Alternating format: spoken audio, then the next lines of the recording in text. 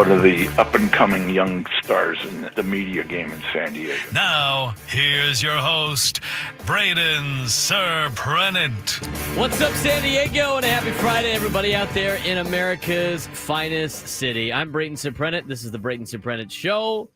Nick DiNucci filling in today for Frank Marchese. Really appreciate him. Frank has a fun little afternoon planned and this weekend planned with a buddy that's coming into town to visit, who ends up being a big Red Sox fan and everything like that, too. So he'll have a fun weekend. We'll see Frank again on Monday. You got the music there, Nick? There you go. Padres baseball, obviously, is what we're going to dive into. Frank's got the day off today before people start freaking out. Frank's got the day off today. Scheduled day off. Scheduled day off for Frank, just like Fernando the other day. Got to get a little R&R. He's got a buddy in town this weekend. They're going to the game tonight. So if you see big Frank Marchese at the game, you better go say hi to Frank at the Padres game tonight. I was going to try to go to the Padre game tonight, but it's very difficult to get tickets to tonight's game.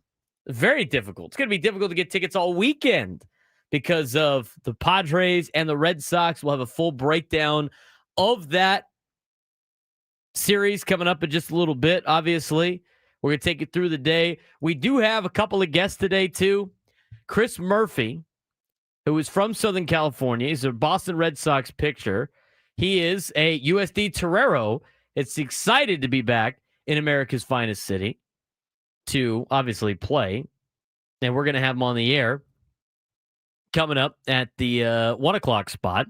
Also in the 1 o'clock hour, Drake Hills, who usually comes on to do his Soccer 101, talk a little Padres baseball with him for a segment, and then talk a little bit more about San Diego FC to end the show. He'll be joining us in studio today, which will be pretty fun. Again, the new guy's name is Nick DiNucci. Nick, just real quick, let's do it now. Baltimore guy out here in San Diego, used to run Padre games. I think you still do run a little Padre games. I know you do stuff at USD. Just introduce yourself to the audience that doesn't know who you are, just in case when we get to the sports thread and other things you have to be a part of, people don't go, Frank's voice totally changed. What do we got, Nick? Hello, all. Yeah, my name's Nick from Baltimore originally. Started over there at 1057 The Fan, doing some games for the Orioles and such. But yeah, I've been out here for just over 3 years now, surprisingly enough. So yeah, happy to be here, for sure. We got Baltimore Nick in the house today. Thank you for Ramon Laureano and Ryan O'Hearn, Nick, according to the chat, because that was you on that deal. All right, let's talk Padres baseball, okay? Padres are in a really good spot as of right now. We talked about it before with the standings from yesterday. Again, it's so hard when you don't have a Padres game the night before. But this is probably one of the, and we talked about the deadline a little bit yesterday. We'll talk more about it again today. And you look at where the Padres are currently at in the standings and where everything is playing out for them. Again, an update on the magic number. Reds lost yesterday. Not only did they lose, they got their ass kicked by the Paul Skeens and the Pittsburgh Pirates. Drops the magic number down to 40 for the San Diego Padres to make the playoffs. I'm not really looking at magic numbers too much, but don't mind informing you guys on that. With the Reds' loss yesterday, the Padres now have a 90% chance of making the postseason. With the Reds losing yesterday to the Pirates, the Padres now have a 90% chance of making the postseason. They have now increased a lot of their odds throughout the different seedings. A 30% chance for the 5 seed, 14% chance for the 4 or the 6, an 11% chance in control of their own destiny for the 3rd seed. They now have a 17% chance of potentially getting the number 2 seed in the National League, which I find very interesting. Again, all because the Reds lost last night. The Padres didn't even do anything. The Reds lost, and the Padres just boosted their numbers a lot. Only 2 games back of the Dodgers in the division, and out of all the teams in the National League, they have the 3rd best percentage chance of getting the number 2 seed in the National League postseason. Which is interesting because they do have the tiebreaker technically on the Milwaukee Brewers as of right now. But anyway, that's where everything stands in terms of the percentage chance of making the playoffs. We talk a little bit about Padres' first-round playoff matchup probabilities. We've been giving you this update in the morning every single day. Padres have a 22% chance of getting a bye now. Very impressive. They only have a 10% chance of getting eliminated, which gives them a 90% chance of making the postseason. And their most likely opponent, as of right now, are the Chicago Cubs. They have a 28% chance playing the Cubs in the first round, an 11% chance playing the Brewers, and a 9% chance of playing the Dodgers, with a 24% chance of being home and a 44% chance of being away in their first round matchup. Last bit of numbers I will bore you with today to get you into where the Padres currently sit standings-wise. I like going to, and it's again, playoffstatus.com, but you go to the Padres what if column, it will tell you exactly what the Padres would like, what the percentage chance of them making the playoffs if they win X amount of games. They have 47 games left. If the Padres win 24 of their next 47 games, so they win 51% of their games, at 88 wins, they now have a 96% chance of making the postseason. If they win 23 of their next 47 games, which gets them 87 wins, that gives them an 86% chance of making the postseason. So as long as the Padres tread water the rest of the season, they will most likely be in the postseason. And again, a lot of that is because of where the competition is right now in the National League standings. I mean, look at the standings in Major League Baseball right now. Most of the fighting is in the American League. And most of the fighting in the National League is going to be for seeding, not necessarily who's in the playoffs. Another bad blow to the Reds last night after they lose to the Pirates. But if you look at the overall standings in the wild card, the San Diego Padres currently sit as the number 5 seed in the National League. Cubs have the top wild card spot, and they lead the Padres by 2.5 games. Padres lead the Mets by a game, and the Mets now lead the Reds by 3.5 games. Padres have a 4.5 game lead on the Mets, a 6 game lead on the Giants, and a 6.5 game lead on the Cardinals, who are playing around 500 ball. It's a good spot to be in if you're the San Diego Padres. And the reason why it's a good spot to be in, because, and this is why it was different than last year. Last year, the Padres were still fighting for a wild card spot. And they came close with the division of the Dodgers, but they didn't want to, and nobody really wanted to see them burn out trying to track down the LA Dodgers and then all of a sudden get screwed over and now you're outside of the playoffs. This year, they're pretty much in the postseason. Again, I went through the numbers. If they play 500 ball or slightly less than 500 ball, they still have an 86% chance of making the postseason just by playing like 500. So with that knowledge and only being 2 games out of the division, you could go after it. You could go after the division. And I like where this team is from a roster standpoint. I like where this team is, in terms of lineup, bullpen, starting rotation. If I had to pick an area of concern, I think it would be the starting rotation, but I don't think it's for the playoffs. I think it's for finishing the regular season out. And we've talked about this multiple times. The postseason starting rotation is drastically different than what it would be in the end of the regular season. You only need 3 to 4 starters in the postseason. With the amount of days off they have, with the way the series move, you really only need 3 to 4 starting pitchers in a series. Only about 3 to 4. And if you look at the Padres starting rotation right now, and we're going to look at Yu Darvish in a second. Tom Krasovic had an article on Yu Darvish earlier in the week that was really good and how he has reinvented himself. But you have Nick Pivetta. Michael King is starting tomorrow. You have Michael King coming back. We'll talk more about Michael King later on in the show, what to expect out of Michael King pitching against the Boston Red Sox. I mean, guys, this is a huge series this weekend. Not only for the Padres trying to track down the Dodgers, but the Red Sox trying to track down the Blue Jays. Go back to the standings for all of you that pulled their phone out to look at the standings as I was talking about it, you have right now this weekend, it's a great weekend of baseball. You have the top team in the American League East taking on the top team in the National League West as they both try to fend off the number 2 team in the AL East, the Boston Red Sox, who is playing the number 2 team in the National League West in the San Diego Padres. 1 versus 1, 2 versus 2. You're getting some pretty good playoff level baseball this weekend at Petco Park. And the Dodgers are dealing with the Blue Jays, who are trying to fend off the Red Sox. So this is going to be a fun scoreboard watching series, not only for Padres fans, but for Dodger fans. And not only for Red Sox fans, but for Blue Jays fans. I mean, you got great games this weekend. You still want to keep an eye on Cincinnati. The more they lose, the easier it becomes to focus on winning the division if you're the San Diego Padres.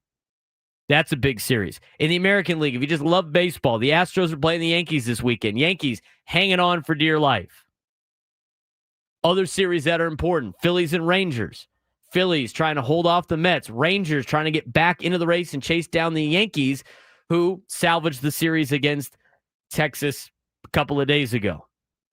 That's another big series this weekend, Philadelphia and Texas. The New York Mets are playing the Milwaukee Brewers.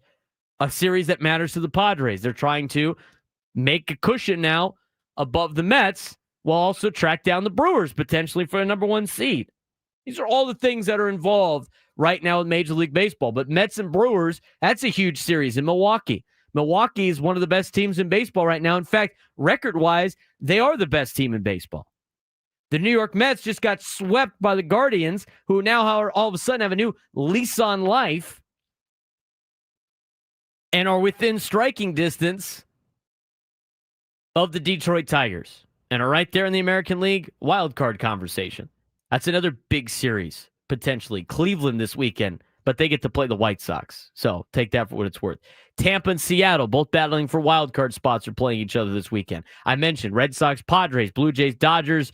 It's a fun weekend of baseball. You got the NFL starting up with preseason football. That's, it's boring.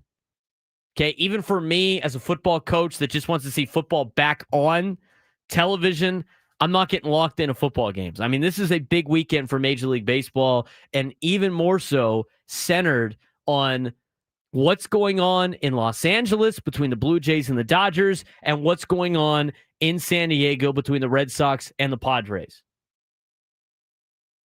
Pretty fun weekend of baseball this weekend for MLB. But again, as I mentioned before, Padres are in a great spot. Team's playing really well. They've won 8 out of the last 10. They're 8-2 in their last 10, but they're also 9-2 in their last 11. They've won 9 out of the last 11 games. Starting rotations look good. And tonight's matchup, are you kidding me? Nick Pivetta, former Red Sox, sitting at 11-3 with a 2.73 ERA, going against his former team that has Walker Buehler, the former Dodger, pitching for Boston tonight, 6-6 with a 5.74 ERA. It's going to be a must be at Petco Park tonight, and it's going to be a must-watch series between the Red Sox and the Padres.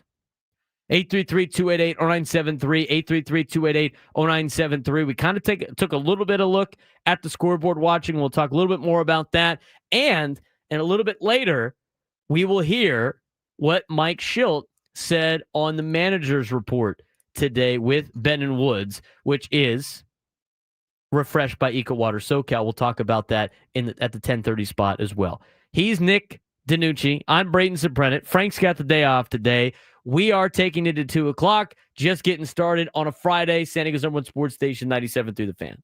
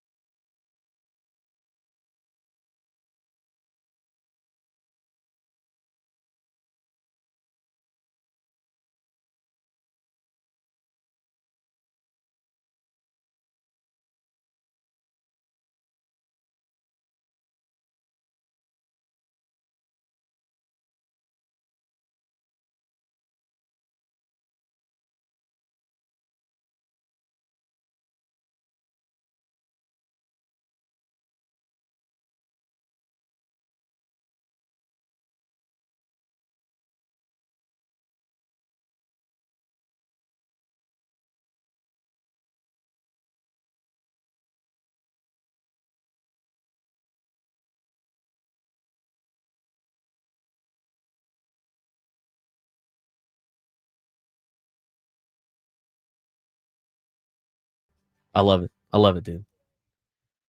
Appreciate you helping out today. Frank's got the day off. I've seen him in the chat. He's been popping up in the chat, making sure everything is run smoothly. Everybody's like, God forbid he takes a day off, man. I went to Italy for 2 weeks. Frank's out here, whatever. And as on cue, Nick, you got to answer this guy's question. Any relation to Ben DiNucci, former Cowboys quarterback?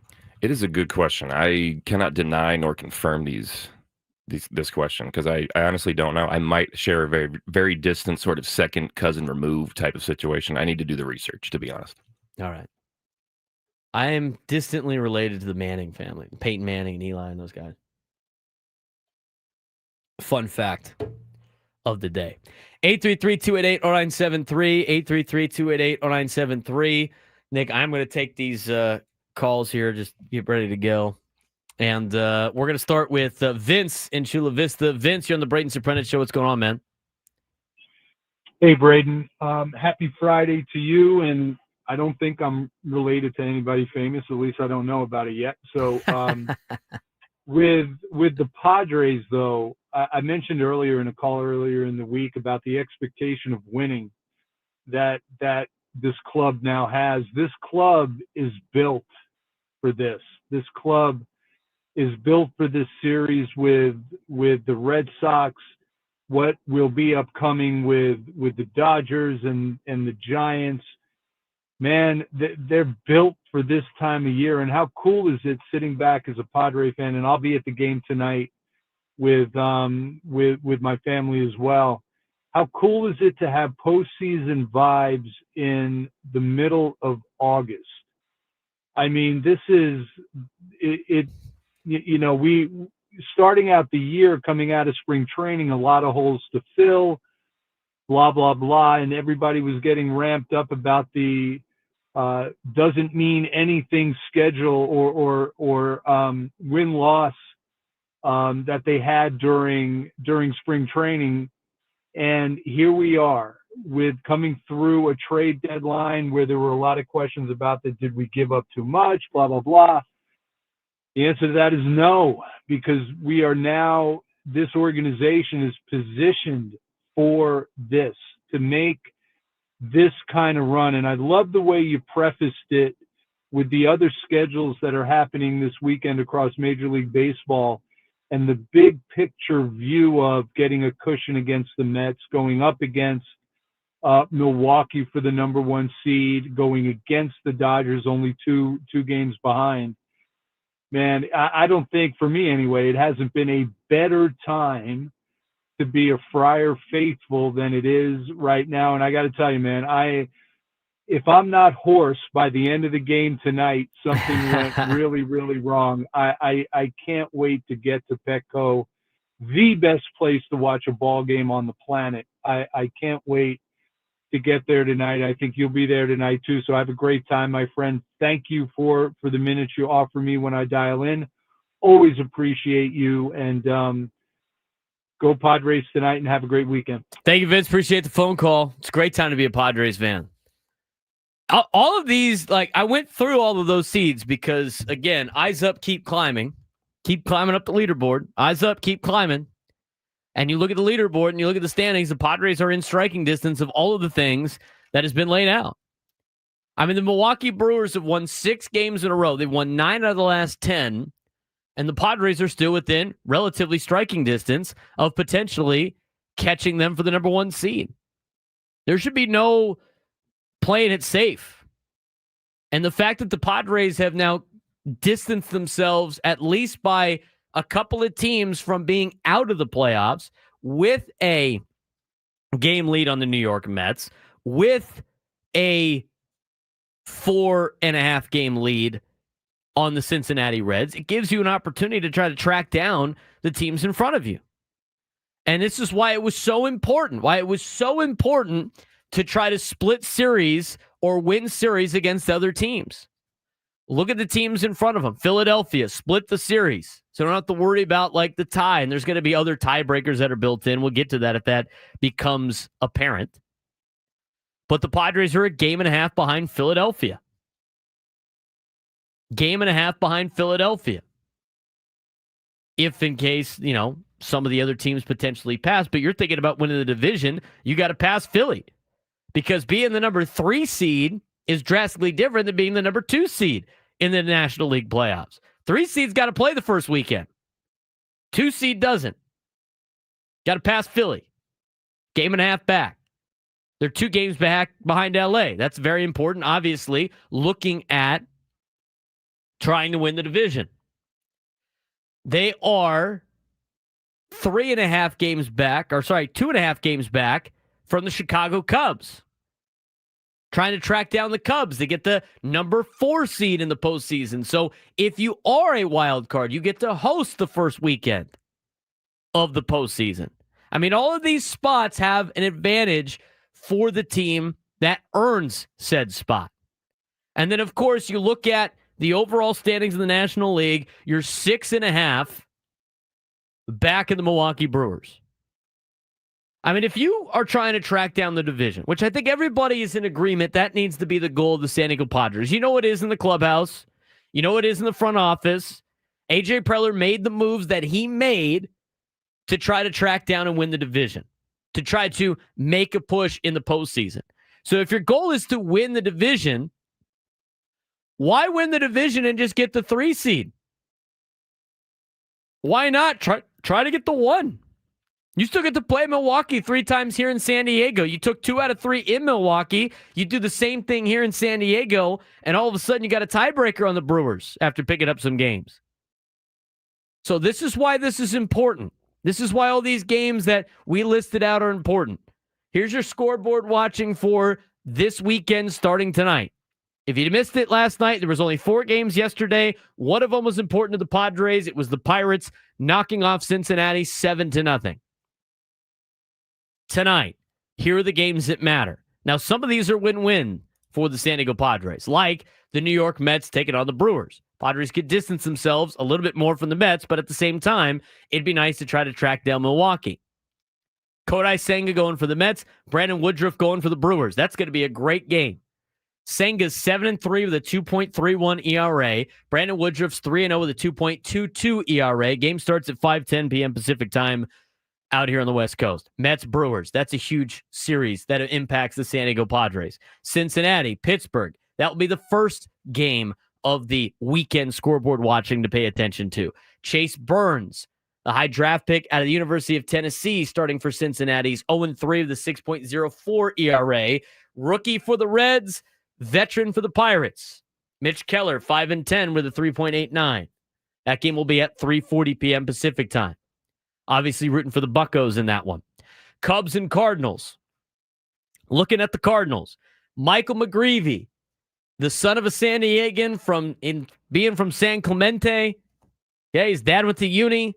Little local tie there. He's starting for the Cards against Matthew Boyd of the Cubs. You could really use a Cardinals win. Cardinals have helped out the Padres the last couple of days. Taking 2 out of 3 from the Dodgers. Be nice to see him beat up on the Cubs a little bit. That game will start at 5:15. Michael McGreevy, 3-2 with a 5.08 ERA. For the Cardinals, Matthew Boyd is 11-4 with a 2.34 ERA. Blue Jays and Dodgers in Los Angeles. Obviously, another important game for the Padres. Clayton Kershaw for the Dodgers against Max Scherzer for the Blue Jays. Wasn't that the infamous game where they had 2 scratches between Arizona and Los Angeles of 2 veteran pitchers that everybody wanted to see? And you got to see the debut of Clayton Kershaw. And you got to see Max Scherzer before they became dudes. Max Scherzer, I mean, they're both up there in years, but Clayton Kershaw, Max Scherzer tonight in Los Angeles at 7:10. And then the other one for you, I don't think it's as important, but the Giants are still hanging around and sitting at 5 games out of a wild card spot. And you got the Giants coming up after the series against the Red Sox. They will host the Washington Nationals tonight at 7:15. Giants did not announce a starter as of last night. But that's the scoreboard watching you're looking for. 833-288-0973, 833-288-0973. Kevin in Chula Vista, you're on the Braden Surprenant Show. What's going on, Kevin? Braden, we have probably the most epic 2 weeks of baseball that we have seen here in at least recent memory, going back I can't even remember back in the olden days if we ever had anything like this. So it's just something to savor, and it's going to be every pitch means something time. And I just am thrilled, and I think everybody else is thrilled to be in this position. The only concern I have at this point, and I don't know if this was brought up on the roundtable yesterday, but I am a bit concerned about starting pitching, because once you get past Nick Pivetta, then you come into question marks with the rest of them. And we don't know how these three important pieces, which would be Dylan Cease and Yu Darvish and Michael King, how this will roll out for them over the next coming very important weeks.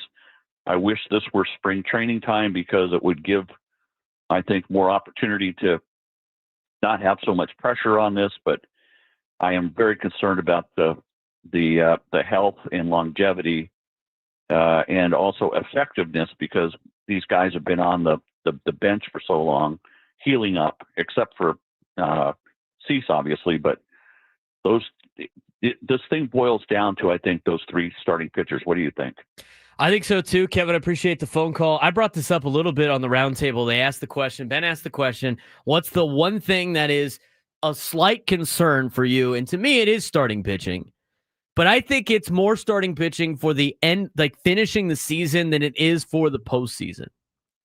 I think the starting pitching is more of a concern to finish the regular season than it is for the postseason. Because in the postseason, you don't need as many starters. And in the postseason, you're only going through the lineup maybe twice. I mean, Nick Pivetta will go through the lineup probably twice. Michael King will go through the lineup probably twice. Maybe even 3 times if they're really feeling good. But Pivetta, King, and Darvish, you know what? They don't need to go through the lineup multiple times. Not with the bullpen that you built, especially in the postseason. Look at the last handful of winners of the World Series. This is a new day and age of Major League Baseball. It's no longer about the starters in the postseason. Starters are about the regular season. It's about the bullpen, and the Padres arguably have the best one in Major League Baseball. And the other thing, too, is that you can piggyback some of these guys. We talked about it, and I think J.P. Sears is going to get another chance. I think J.P. Sears can bounce back from what he did in Arizona. I think J.P. Sears, being a fly ball pitcher, obviously not great for Oaklamento, also not great for pitching at Chase Field out in Arizona. I'd like to see him pitch at Petco Park. Letters that AJ laid out that Dylan Cease, and you can go look at his metrics, great first time through the order, not as good the second time, not very good the third time through the order. J.P. Sears has been the exact same way. You stack them both, you go one time through the order each, that gets you to about the 6th inning, assuming there's not too much damage thrown in there, and then all of a sudden you got 7, 8, 9 for your bullpen, and you got 5 arms to choose from, and you don't have to use Wandy Peralta, and you don't have to use Yuki Matsui. So yes, the starting pitching is slightly a concern, but I'm not concerned about that in the playoffs, because you're not asking these guys to go through a lineup more than a max of 2 times. If Nick Pivetta and Michael King are cruising in a postseason game, you can let them go through a lineup 3 times. But look at the actions. We are an actions over word show. Mike Schilt continues to say we can't survive doing this all the time, yet he continues to go to the bullpen at any point of disaster or any point of potential, adversity for a starting pitcher, and the bullpen has shut it down. I mean, if you do that in the regular season, what's he going to do in the postseason when he's got all these arms available? You don't need the starting pitching in the playoffs as much. That's more of a finish the regular season. But if you had to pick a concern, that would be my concern too. 833-288-0973, 833-288-0973. We are going to get back to your phone calls. But first, when we come back, Mike Schilt manager of the San Diego Padres, joined Ben and Woods earlier today on the manager's report, refreshed by EcoWater SoCal. We're going to hear what he said and break some of that down to finish up the first hour of the show. Nick DiNucci, I'm Braden Surprenant. This is the Braden Surprenant Show, San Diego's #1 sports station, 97.3 The Fan.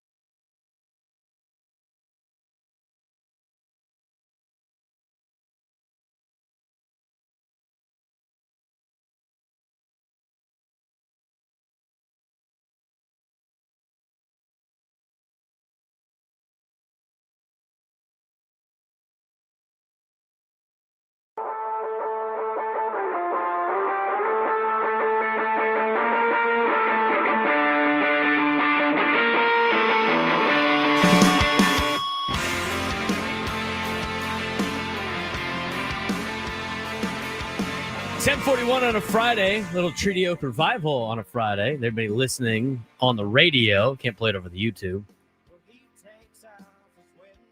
Treaty Oak Revival Fishnets, pretty good song. Anyway, he's Nick DiNucci. I'm Braden Surprenant. This is the Braden Surprenant Show. Nick is filling in for Frank today. Frank has a scheduled day off, enjoying his time on town today. He's going to be at the ball game tonight, so be sure if you see Frank to say hi. He'll be walking around.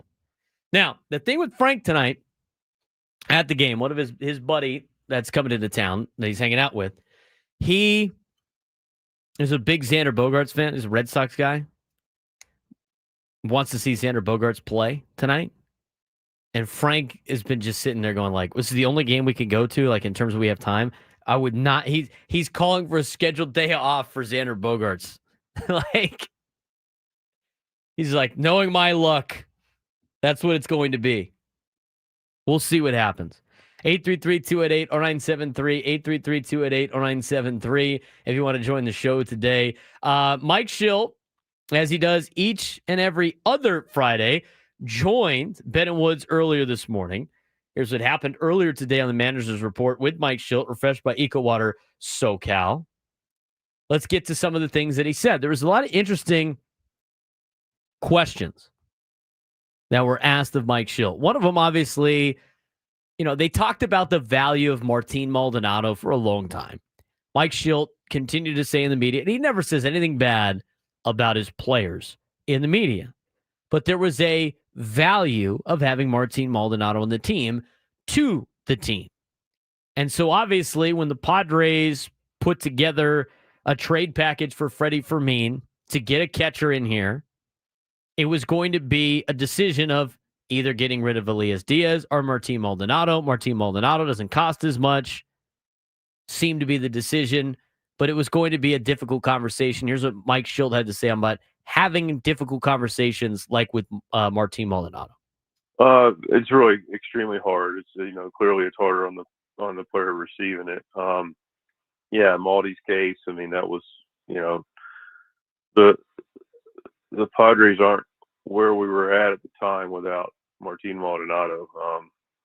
And people would say, well, he hit this, hit that, and he had some big hits. But, his presence and his ability to help navigate the staff and bring those guys along, help nurture, help make clear, help on board. Diaz was here at the end of last year, but, partner with him to take the staff with Ruben, myself, and everybody, including the position players, just to be that voice. I mean, there's just not many players with that kind of wisdom, that kind of experience, 2 world champions that can just walk in those doors and understand what it takes, to be at the highest level and do it in a way that's which is why at some point, if everyone wants to coach your man, and she'll really be good about it, because it just was at no point about him.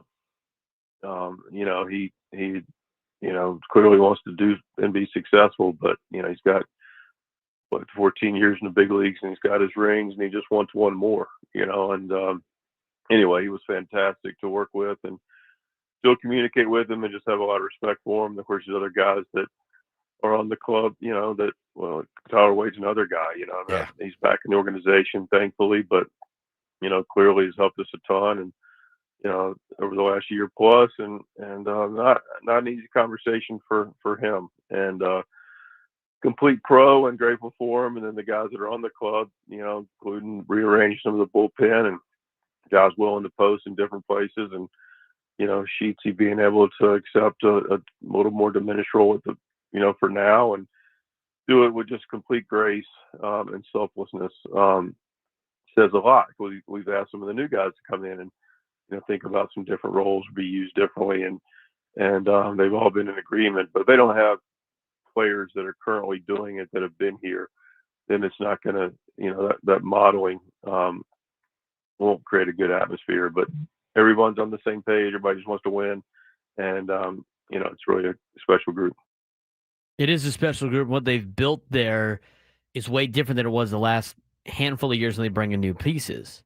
They've now established a leadership organization. They have like a leadership committee kind of deal. So like not one person has to be the leader. They've decided how they wanted to do things the right way, do things the Padres way. And when you get guys that come in, it's a lot easier for them to buy in because there's no sense of, they don't really know what they're doing. Why don't we do some things that we did in our previous organization, like has been the case?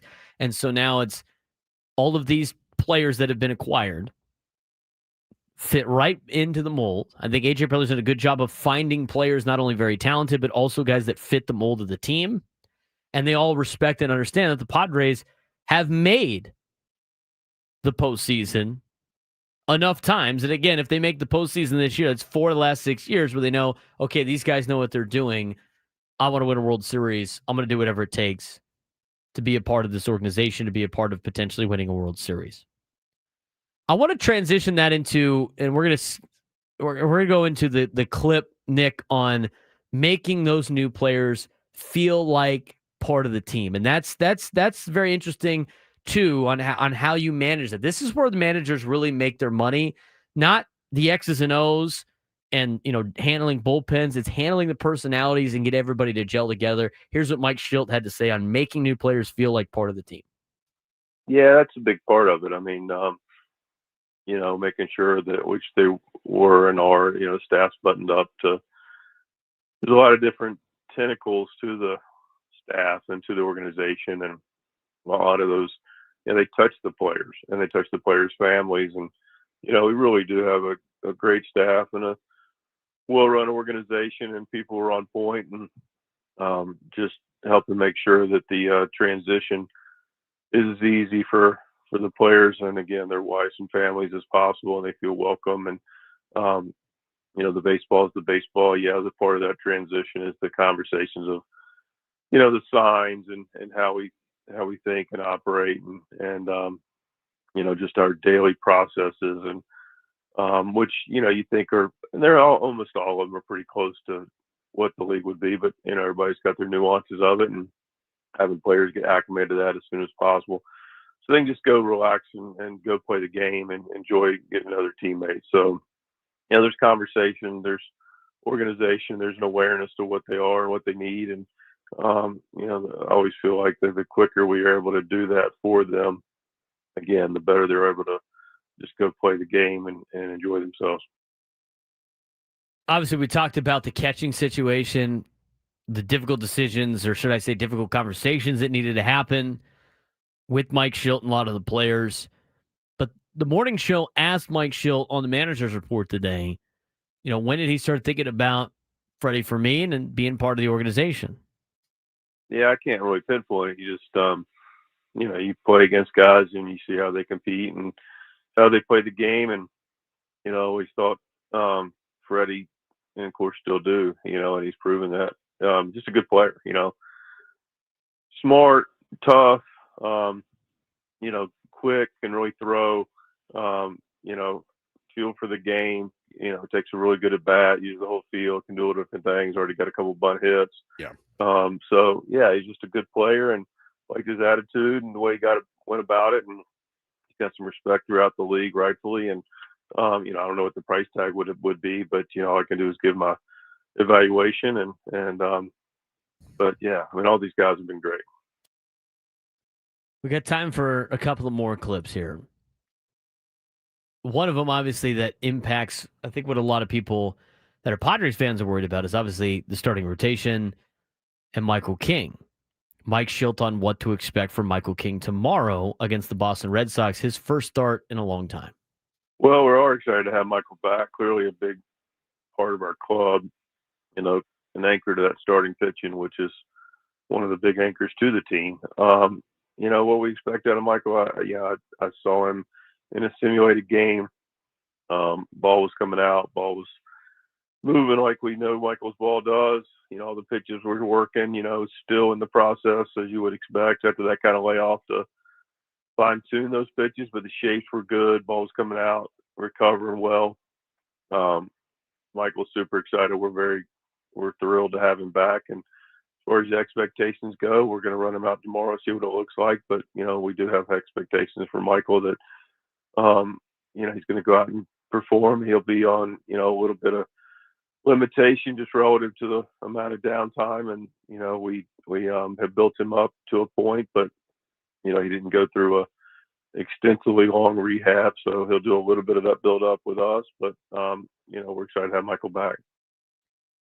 I think a lot of Padres fans are excited to have Michael King back. It's going to be good to see. I think it's going to really improve the rotation. I think it's going to obviously put the Padres in a lot better of a spot from a rotation standpoint. And as we said before, and you start looking at, postseason play, and we talked about the bullpen, right? We talked about you don't need to have a lot of starting pitchers in the postseason. You just need a couple. And you don't need them to go through the lineup a ton, just maybe once or twice. And then you can get to your bullpen. With that being said, and again, with the Michael King, injury that he had, it was more of a pain tolerance thing than anything else. So he's not at risk to potentially, further damage. You're not holding your breath every time he pitches. I mean, this was a nerve issue. And so now he's been trying to gear back up, and it sounds like the Padres were satisfied enough with what he did on his rehab assignment in El Paso. Add him back to the rotation. They're going to need him to do pretty well on Saturday. But I look at a potential playoff rotation, and to me, I still think, despite what might happen tomorrow, despite what might happen in his first couple of starts back, I think Michael King should be the game one starter of any playoff series. And then you go Nick Pivetta. And then whether or not you want to go Dylan Cease or Yu Darvish for game 3, a.k.a. game 4, I think you have options there. But to have Dylan Cease go game 3, there's not a lot of teams that can throw out a Dylan Cease in game 3 of a playoff series. And I think Dylan Cease is about to turn things around. I read in the Substack, letters to AJ Substack, the pitch mix and the pitch sequencing. You look at, and he did a great job laying out everything that is played out for Dylan Cease this year. And for the most of the year, Dylan Cease had been a 2-pitch pitcher. I mean, he'd been only using his fastball slider. He didn't really trust his knuckle curve all that much. You look at some of the starts where he's trying to use it more. He's missing it in the zone. I mean, down in Miami, where he looked good to start and then started to throw some knuckle curve, he hung one to Jesus Sanchez, who put it over the fence, and then it was another big blow-up outing out of Dylan Cease. His last outing was locating the knuckle curve. He was using it early and often, and he was mixing up his pitch mix to keep teams on their toes instead of them just locking into the fastball slider combo. I mean, how many times have we seen that in a Padres uniform, a starting pitcher trying to go with a 2-pitch mix? Never really works out too well. Dylan Cease got to that point because he looked like he was trusting his other pitches, and now he's starting to trust some of those pitches. I think it's going to be a little bit of a turnaround, but we'll see what happens on Sunday.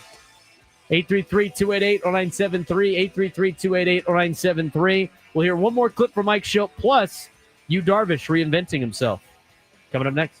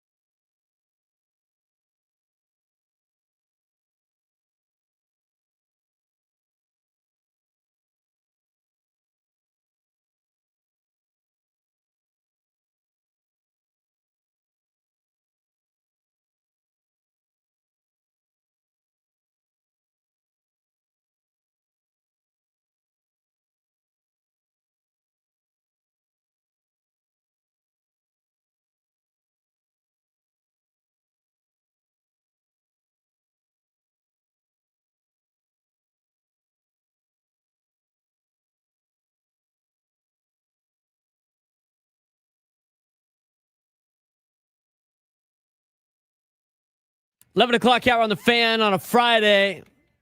Hope you guys are getting excited for Padres baseball coming up this weekend. Padres Red Sox. That is going to be the place to be all weekend, Petco Park. I mean, this is one of the biggest games, biggest series of the weekend, not only for the Padres to finish out the year, but for Major League Baseball in general. I mean, this is a huge series. Both teams are second in their divisions, chasing down the two number ones that are playing each other just up the road in Los Angeles. You have the number one team in the American League East in the Toronto Blue Jays taking on the number one team in the National League West, the Los Angeles Dodgers, for a 3-game series this weekend. And just down the road, just down Interstate 5, the San Diego Padres, the number 2 team in the National League West, taking on the Boston Red Sox, the number 2 team in the American League East.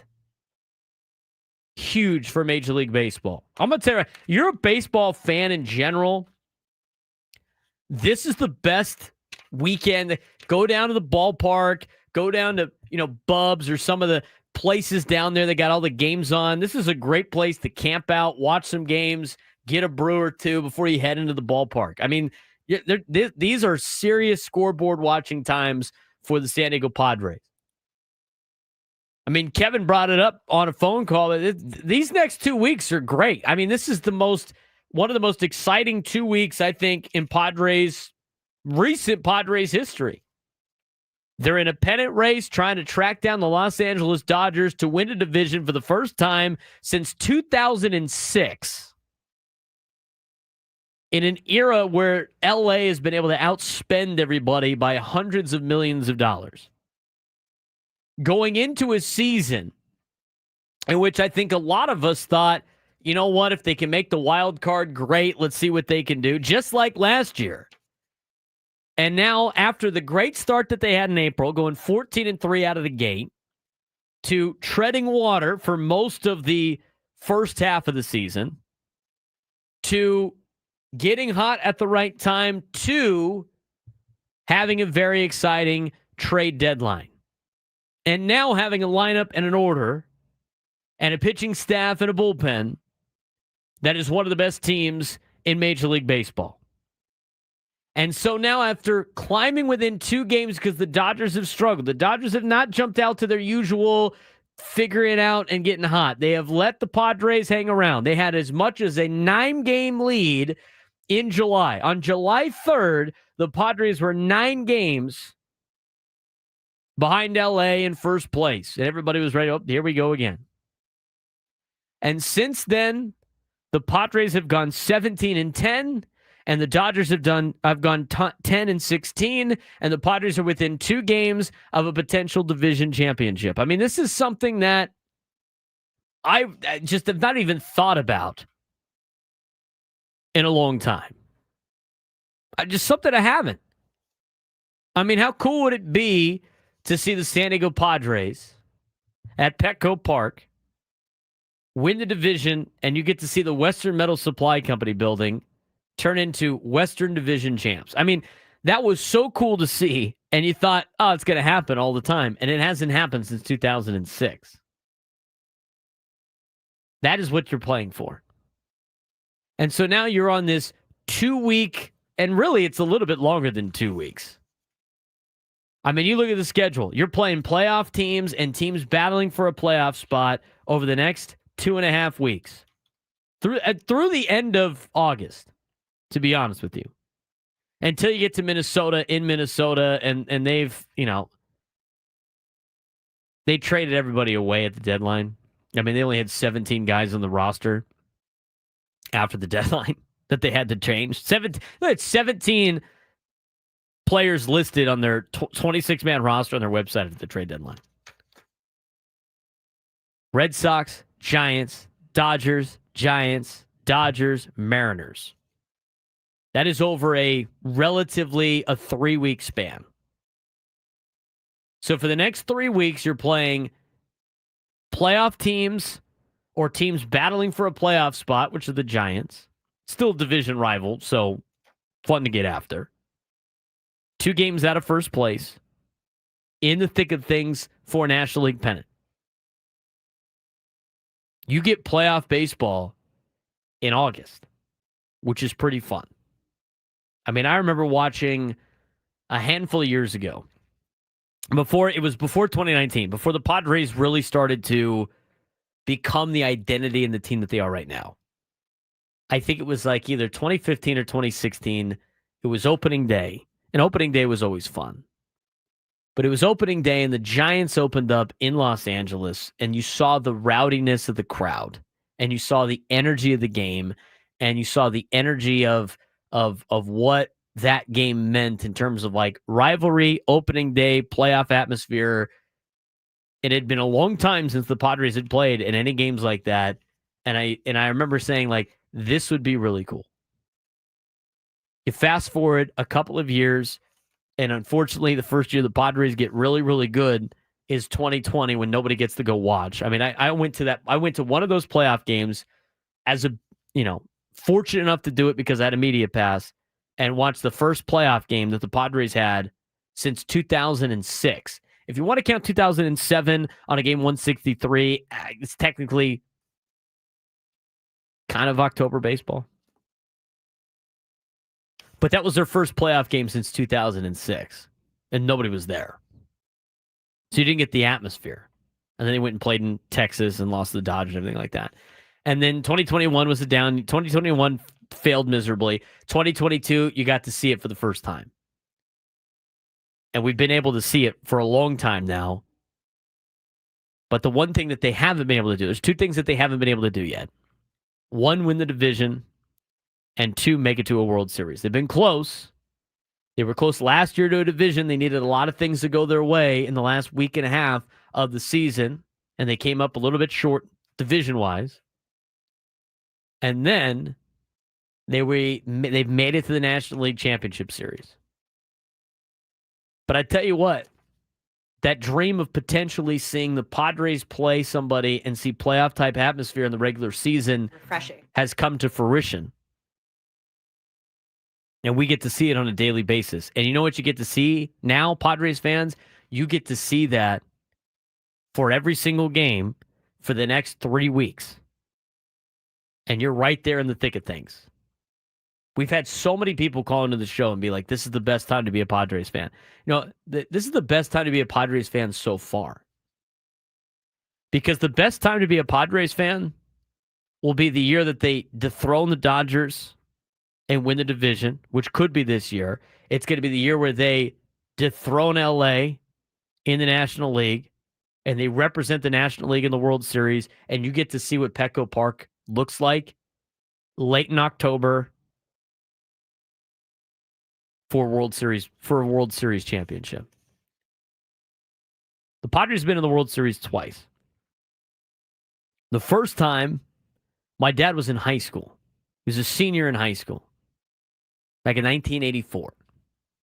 That was the first time they were in the World Series against the Detroit Tigers, who was probably one of the best teams ever assembled in Detroit Tiger history. The second time was in 1998. I was 3 years old. I don't remember any of it. I remember the home run from Tony Gwynn at Yankee Stadium, which I still think is the best moment in Padres history. Because at that one period of time, the Padres were at the top of the baseball world because they jumped out to a 2-0 lead with Kilville Veras on first base and Tony Gwynn, who didn't hit a lot of home runs, hitting a towering home run to right field at Yankee Stadium, and then seeing the upset Joe Torre on the bench. But I was 3 years old. And you got to see Qualcomm, Jack Murphy Stadium, electric. I mean, imagine Petco Park for a World Series. I mean, these are some of the things that you start to dream about a little bit when you see this. But I'll tell you what, these next couple of weeks are going to be fun. And Padres fans, you guys have done a great job. You have done probably a better job than any fan base in Major League Baseball in helping your hometown ball club, your hometown nine, go out there and make Petco Park a very difficult place to play. And these next 3 weeks, going to have to bring it even more. Going to have to bring it on your A game. Even more than you've already had. These 3 games against Boston, the 4 in 2 weeks from August 18th to the 21st against the Gigantes, and then 3 against LA. I mean, those 3 games against LA, the 22nd to the 24th at Petco Park, need to be like a playoff series, at least from our crowd. And hopefully the Padres take care of business next Friday in Los Angeles against the Dodgers. Because if they could take 2 out of 3 in LA and take 2 out of 3 here at home, I think the Padres have a very, very good chance of winning the division. If they lose at either of those series, it's going to be very difficult to handle. But like we said before, this is a great time to be a Padres fan. I see people in the chat going down memory lane on a lot of different unfortunate events of San Diego sports lore. But like I said before, as everybody has said, this is the best time to be a Padres fan. I like to say this is the best time to be a Padres fan so far. There's more to come. There's more excitement to come. This Padres organization has proven that they could be a contender year in and year out. They do whatever they need to do to keep the money where they feel comfortable in spending, while also putting together a very loaded lineup. I mean, I think, and maybe we talk about this in the next segment, but since 2020, during these playoff runs that the Padres have had, 2020, 2022, 2024, and now 2025, and we'll see what happens here in the next month and a half, 2 months. 2025, I think, is the best chance the Padres have had in their history to win a World Series.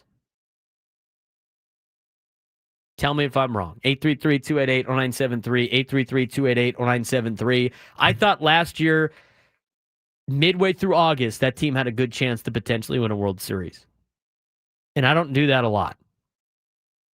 But I think this team's even better than it was last year. We'll discuss when we come back. Braden Surprenant Show rolls on. San Diego's #1 sports station, 97.3 The Fan.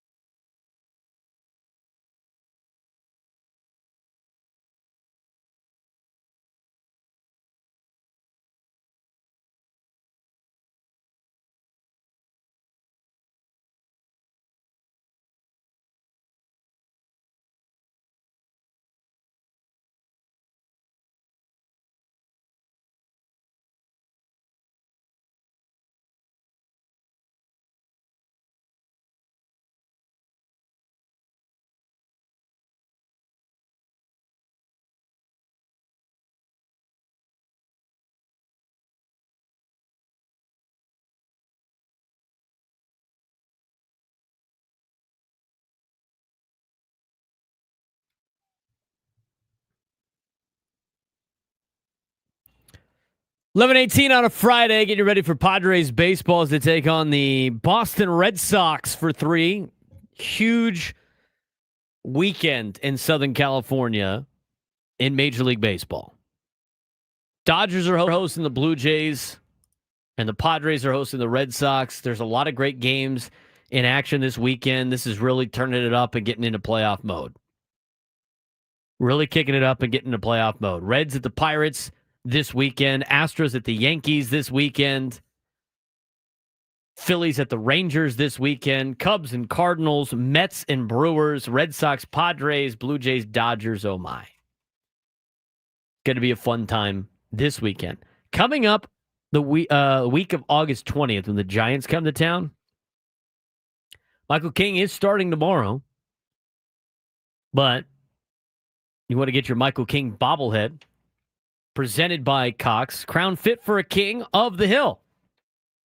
This Michael King bobblehead presented by Cox features Padres ace taking his throne on the mound, donning a gold cape and crown on Wednesday, August 20th.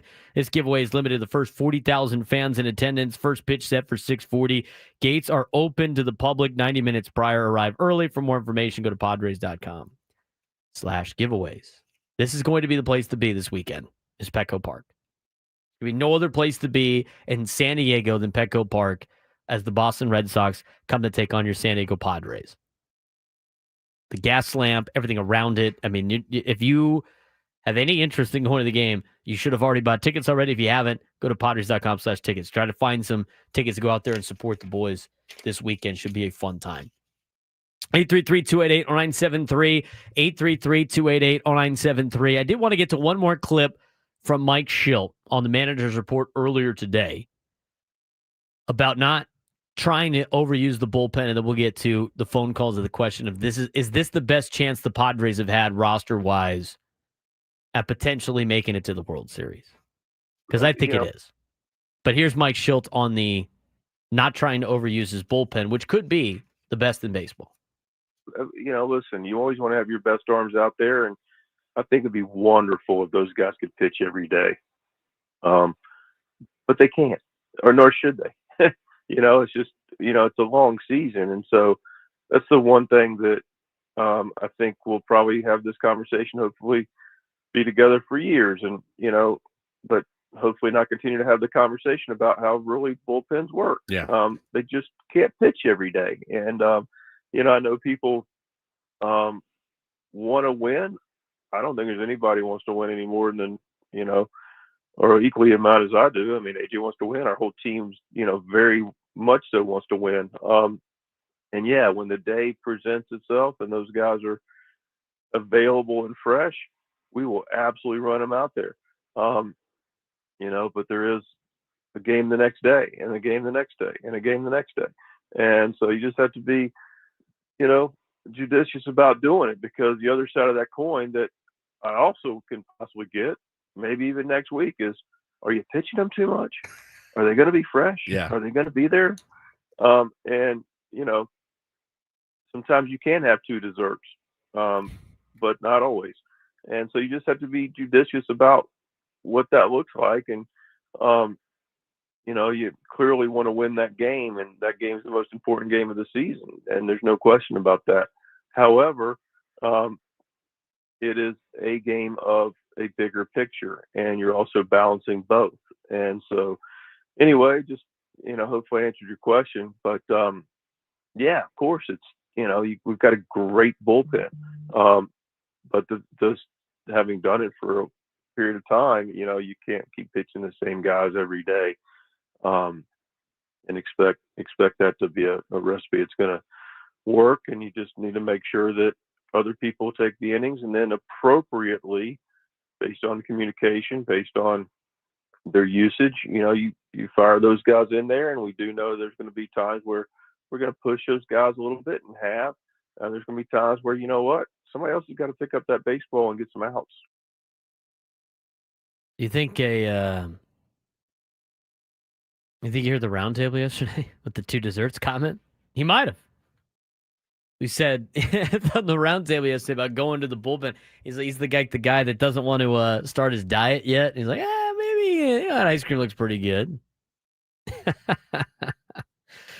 Mike Schilt, think a little subtle move right there. Is this the best chance the Padres have had in the last, I don't know how many years, of potentially making it to a World Series? I think it is. I think this particular team, as constructed, is giving the Padres the best opportunity to win a World Series. I think it's better than last year. I think it's better than 2022. I think it's better than 2020. I think from overall start to finish, when you talk about teams that win in the postseason, they have legit pitching staffs.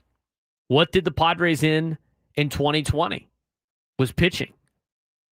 Dinelson Lamet got hurt near the end of the season. Mike Clevenger got hurt near the end of the season. They were rolling out guys like rookie Ryan Weathers. They had Craig Stammen start a game. I mean, they did not have the pitching. 2022, what did the Padres in?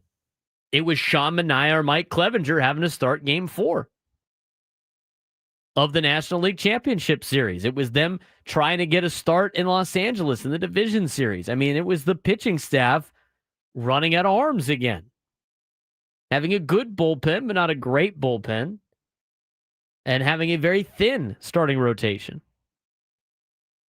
What did the Padres in last year? Well, we'll probably pitch until and cease twice when he didn't need to. But again, it was the pitching. We talk about the 24 scoreless all you want, but I mean, they were running out of pitching again last season. So you have to have an elite bullpen if you want to make things happen in the postseason. The Padres have that. Got to have guys that could hit and all up and down the lineup. I mean, every one of those orders that we mentioned, every one of those batting orders that we mentioned in the postseason, you look at 2020, you look at 2022, you look at 2024, they all had at least a couple of guys in the lineup that were potential dark spots. Even with guys like Trent Grisham off to a great start in 2022 in New York to start the postseason, guys like Josh Bell and everything like that, Brandon Drury, those are solid bats, but not great bats. Still at the bottom of the order, wasn't phenomenal. And then you look at last year's team, same kind of deal.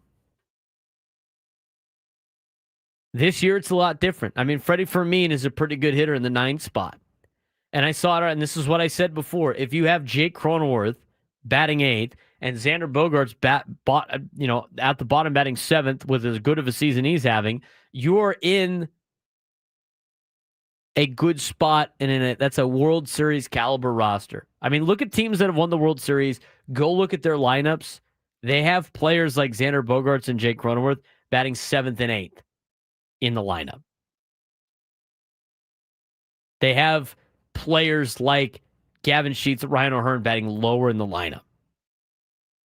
You know, people always like, oh, can't have that. No, this is a good thing. It'd be a good thing to have those type of players down below, like down lower in the order. That means they have other hitters in front of them that are a lot better. I think this is the best opportunity the Padres have to potentially win a World Series, is this lineup right here. Now, they still have to do it. They have to make it to the end of the year, and we'll see what happens. In the playoffs are a crapshoot, but in terms of setting yourself up for the most overall success, I think the Padres did it. 833-288-0973, 833-288-0973. We're going to get to your opinion on that in just a little bit. Kathy in Los Angeles, Marcus in Menifee, wait on hold. When we come back, what do you guys think? I think this is their best chance. How excited are you as a Padres fan? Where are we at right now vibe-wise? I mean, you can't ask for a better situation than what you have right now, aside from maybe just destroying everybody by 50 runs and being a super team. The lineup is good. Starting rotation is good. The bullpen is great. Defense is good. All in all, best chance to win a World Series, at least from a lineup construction standpoint. And hopefully everybody stays healthy. And we'll see what happens with the Padres here in the next couple of weeks. And this is a big weekend against the Boston Red Sox. We'll get your phone calls when we come back. Braden Surprenant Show rolls on. San Diego's #1 sports station, 97 through the Fan.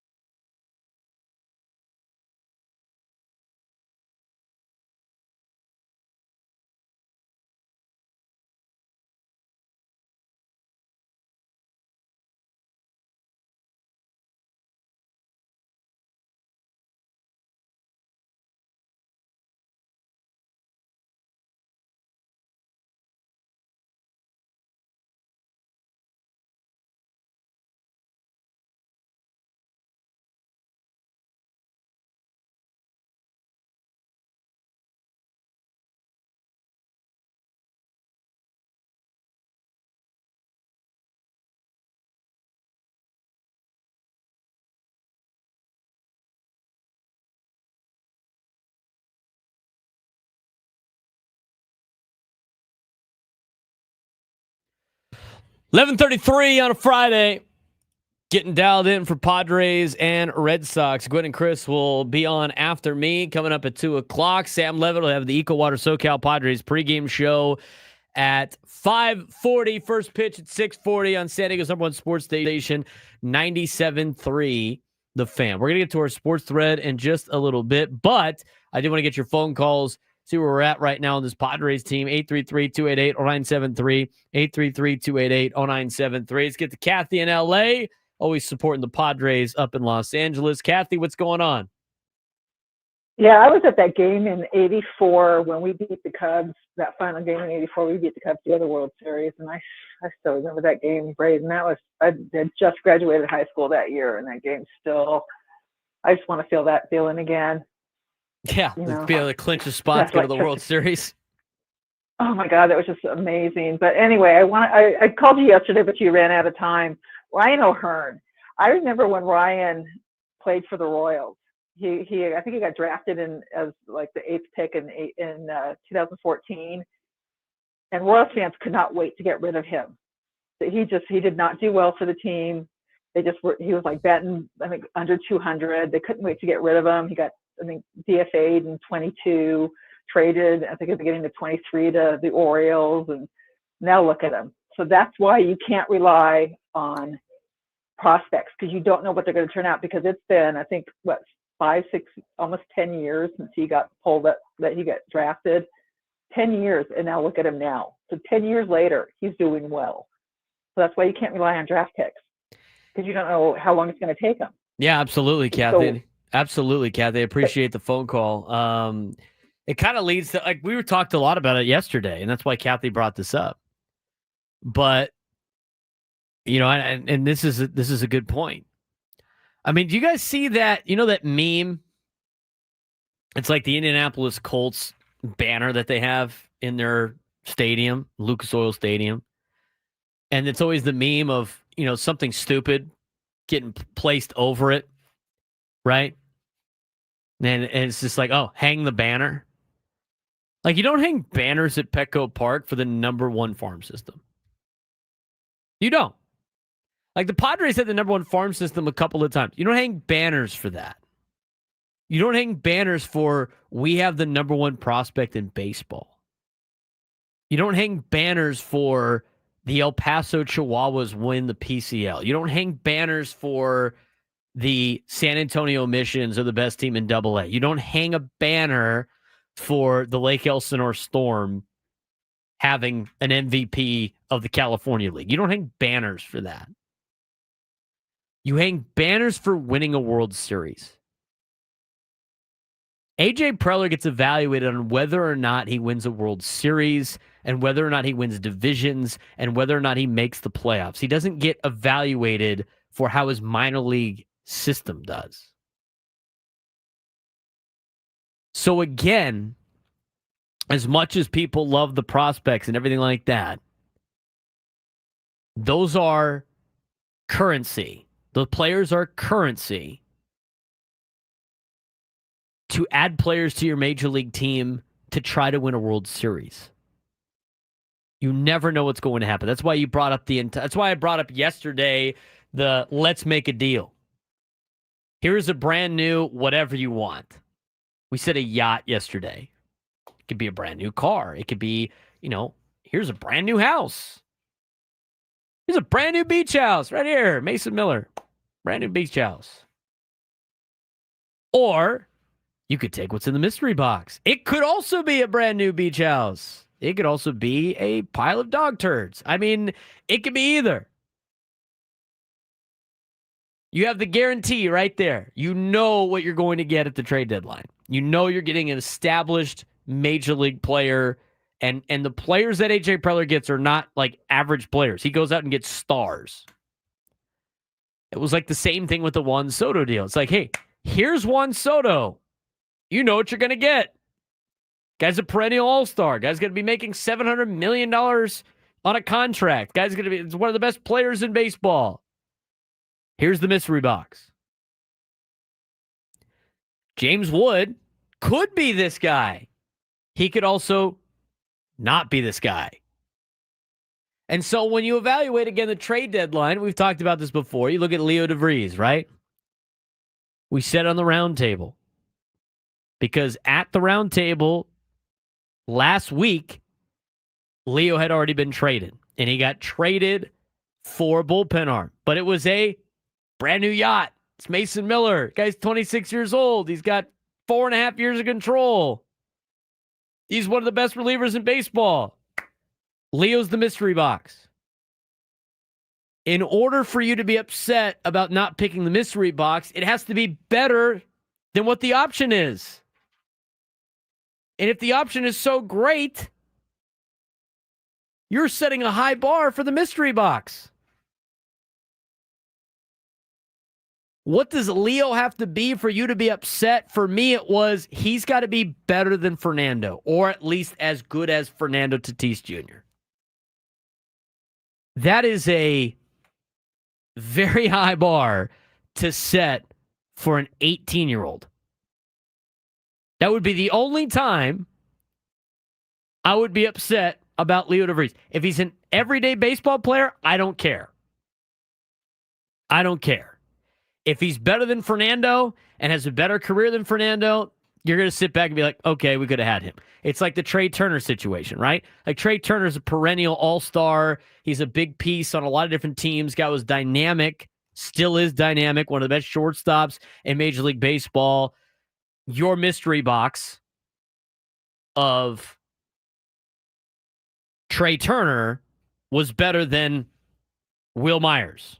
That was presented to you as Rookie of the Year, Will Myers from Tampa Bay. And, you know, he had a good career with the Padres, but Trey Turner was the better mystery box option. And sometimes that happens. You are the Chicago White Sox. Chicago White Sox traded for James Shields. They didn't pick the mystery box. They picked James Shields. They're like, okay, James Shields, big game James. Tampa Bay, World Series, Kansas City, yay. Established every day, you know, starter. One of the best starters in Major League Baseball. It was coming off of not that great of a year. I mean, he just had given up a home run to Bartolo Colon. They got James Shields. Mystery box was Fernando.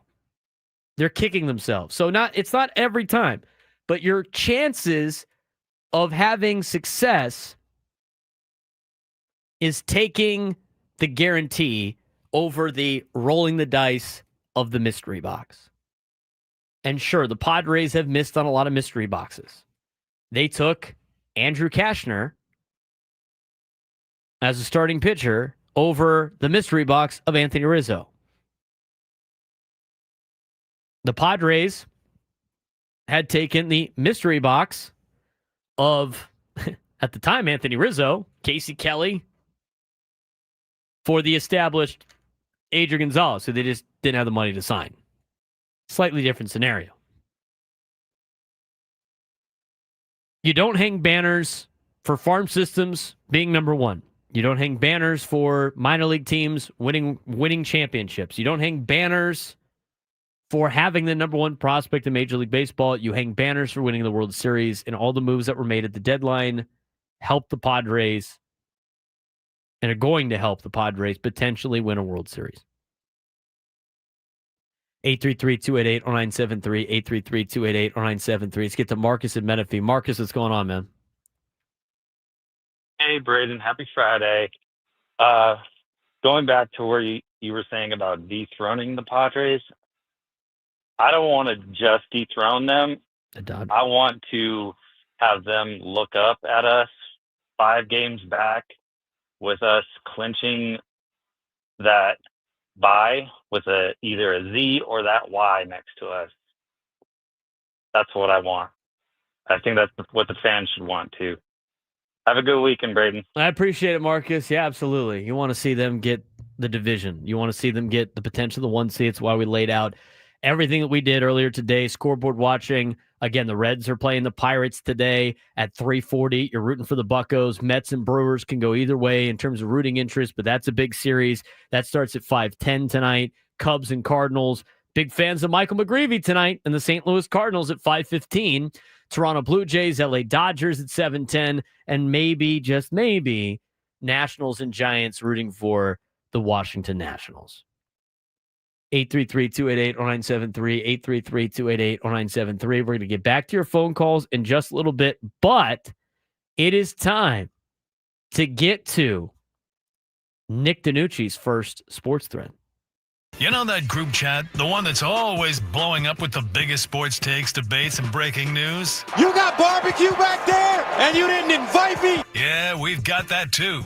Welcome to the Sports Thread, where we break down the top 5 stories in sports, just like you would with your crew. Oh, no! Disaster! What a bad idea! No filters, no silence, just real talk. All right, Nick, what do we got today? Nick DiNucci's first sports thread. See how he does. Number 1. So I'm thinking, obviously we've heard a lot about Rashawn Slater's injury and just the unfortunate timing of his signing his very large extension. It was a 4-year, $113 million contract extension. And I guess this is kind of a hybrid question observation, more of an observation if I'm being honest. I think it's just an inherently dangerous job to be a lineman in the NFL, right?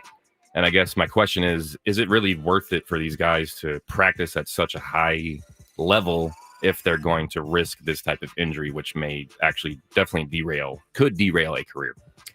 Well, that's an interesting question. As a football coach, I would say yes, because the best way to get in shape is to, in fact, play at this level and play at a high level. Right. Otherwise, you're not going to get yourself in shape. For sure. There is something said and something to be said about how they used to train, which was insane. But you have to practice at that spot and get in your what is called football shape. There's a lot of players that are in regular, like really good shape.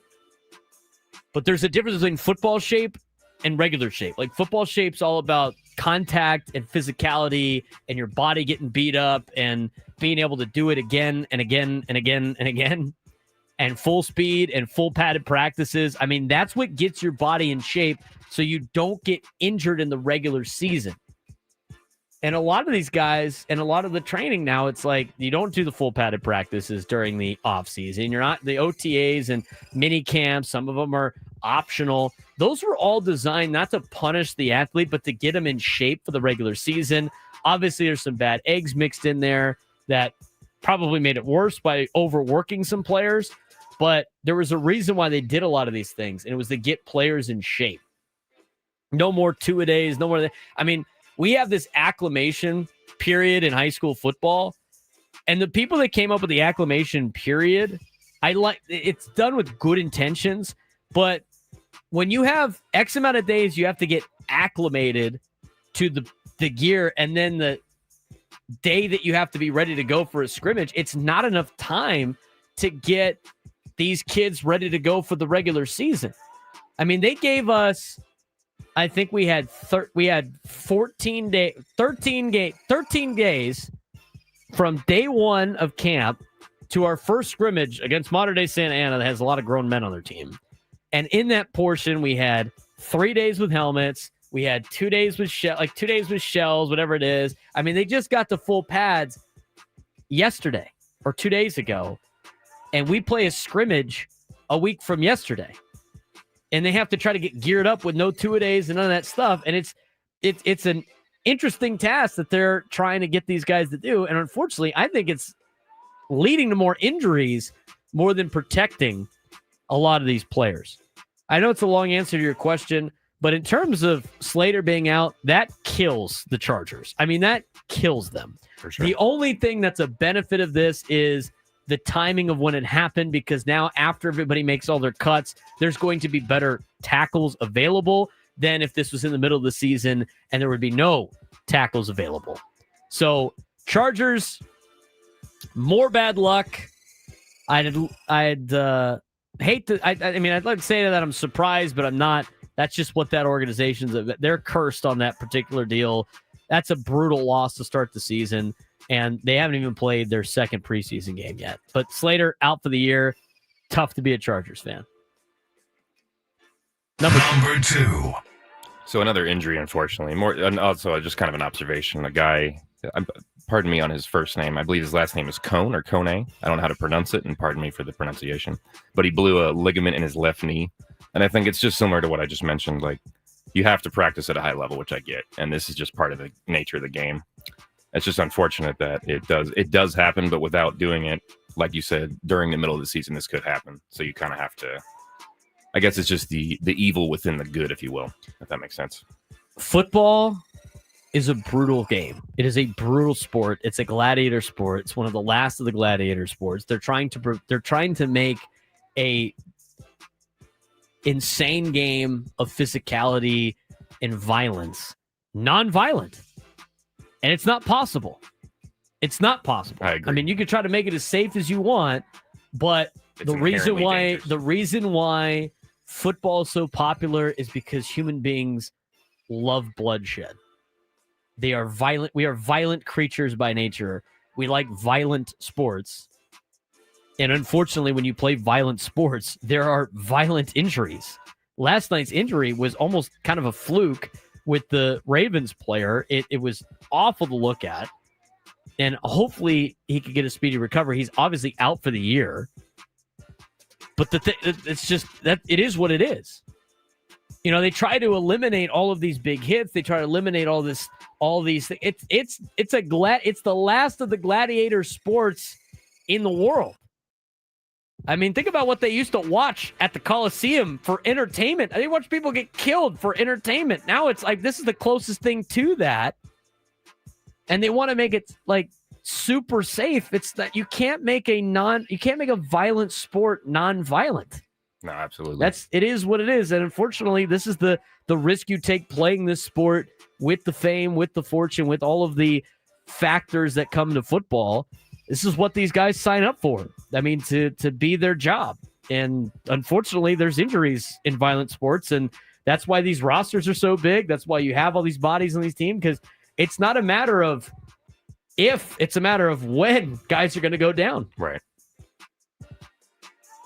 Number 3. And thank you for letting me warm up to this. I got some good stuff for you here for 3, 4, and 5. For 3, I guess my question is, I know they're trying to ban the tush push. The Eagles just used it to win a preseason game. Do you think they should ban it? I don't think they should ban it, because to me, if you can find a way to score the ball from the line of scrimmage, that should count. What is your input? Well, to go back to the safety thing, I think it's a very dangerous play. It's a super dangerous play. It affects necks and head injuries. And to me, if the NFL is so concerned about head and neck injuries, which they say they are, I don't know why this hasn't been banned yet. Because the proper position defensively to try to stop this is to get lower than the offensive line that's already in low leverage with a 4-point stance. And to do so, you jeopardize your neck and your head, and it's not great. It's not great. From a safety standpoint, this is a non-safe play. It's a very dangerous play. But what people deem dangerous and what people don't deem dangerous as fans are not always the case in terms of what is actually dangerous in football. So some big hits and some ways that, players tackle, people on the outside that have never played, have never coached, don't understand, those are not as dangerous of plays as the brotherly shove, which just leads to a lot of problems. So player safety-wise, if you're going to say you care about, all these injuries, that is a play that should be banned, in my opinion. True. Number 4. Do you think Mahomes thinks himself that he should be a Madden 99 on the field? I don't think he should be. I don't think anyone is perfect. What do you think? 99? No. Should not be a 99. I don't think anybody in Madden should be a 99. I think the highest it should go is 98. They want to put the Hall of Famers in there. They should be the 99s. That should be the deal. I don't think you should have any type of 99s on the current players. I know Mahomes is upset about his Madden rating, but it doesn't matter. Moving on. Number 5. Kittle is one player among many who is upset about the ban of smelling salts. And I guess I'm just asking, do you think they should ban them? Because I was not aware that the NFL was trying to ban them because they may mask concussion symptoms. The smelling salts. If we're on the topic of safety, that seems pretty, that seems like a worthy thing to ban if it's legitimately a neurological concern. What do you think? I mean, if they are worried about it with concussions, then yeah, it should be banned. Per the FDA, they did like a thing, and they said this could mask symptoms, and obviously concussions are a big part of football. Yeah, we have to go through all the concussion protocol and the testing with pupils and responses and all that stuff. Why make it harder? Why go like, oh, well, I mean, if you can't evaluate somebody because they did smelling salts for concussions, which is a big deal, you should probably get rid of the smelling salts. Again, for player safety. And a lot of players like, well, this is ridiculous. But you know what? They should probably, if it affects the concussion evaluation, which is a big talking point in the National Football League, and this takes away from that, they should probably get rid of it. And that's it. Somebody asked in the chat, it's not dangerous in rugby. Why is it? It is dangerous in rugby. Rugby has tons of neck injuries. One of my friends in high school playing rugby, doing everything the right way, broke his neck. It's the difference between concussions with a helmet and neck injuries in rugby. They're still violent sports that you're not going to be able to prevent from happening. Also, the scrum stuff is different because they're like interlocked before they start to scrum, not in a 3-point stance, firing out and getting lined up weird and getting tweaked. Good job, Nick. When we come back, we'll get back to the Padres talk in the noon lunchtime hour. San Diego's #1 sports station, 97.3 The Fan. Pod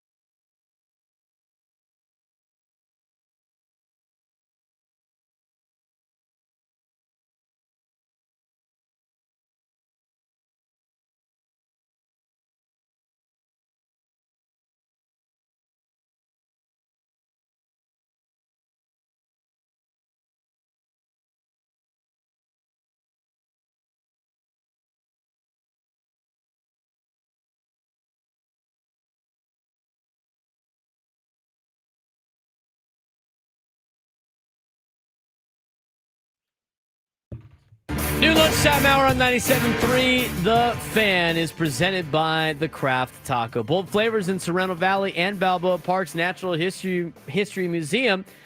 Open late on Fridays for the Nat at Night.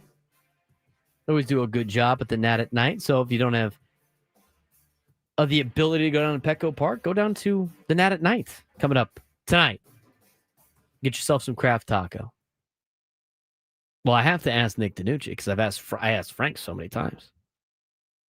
Have you been to the Craft Taco, Nick? I have not. I've heard. Whoa, what? I have not, but I will say this. I've heard many good things. Clearly, it's something I need to try. And just throwing it out there, I'm like the least picky eater ever. And being an East Coast guy, I come here. San Diego has some of the best whatever you want food. Like, let it be known. And I appreciate that. I like that. You know what I mean? You can get whatever you want, and whatever you want, it's going to be very good. For example, I don't go to Chipotle anymore. None of that. I just feel like I'm committing a sin by going to Chipotle. That's just me. Can't do it. I think there's different avenues, dude. I'd have a Chipotle craving. I'd have a Taco Bell craving. It's not the same as a regular burrito craving. That's fair. It's a good Slightly point. different. Slightly different. You still get a foul though, despite trying to talk your way out of it. He draws the foul.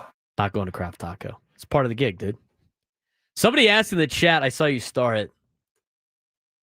Is being Italian a requirement to be a producer for the show? Since we're the all-Italian show, it makes a lot of sense. A name like DiNucci.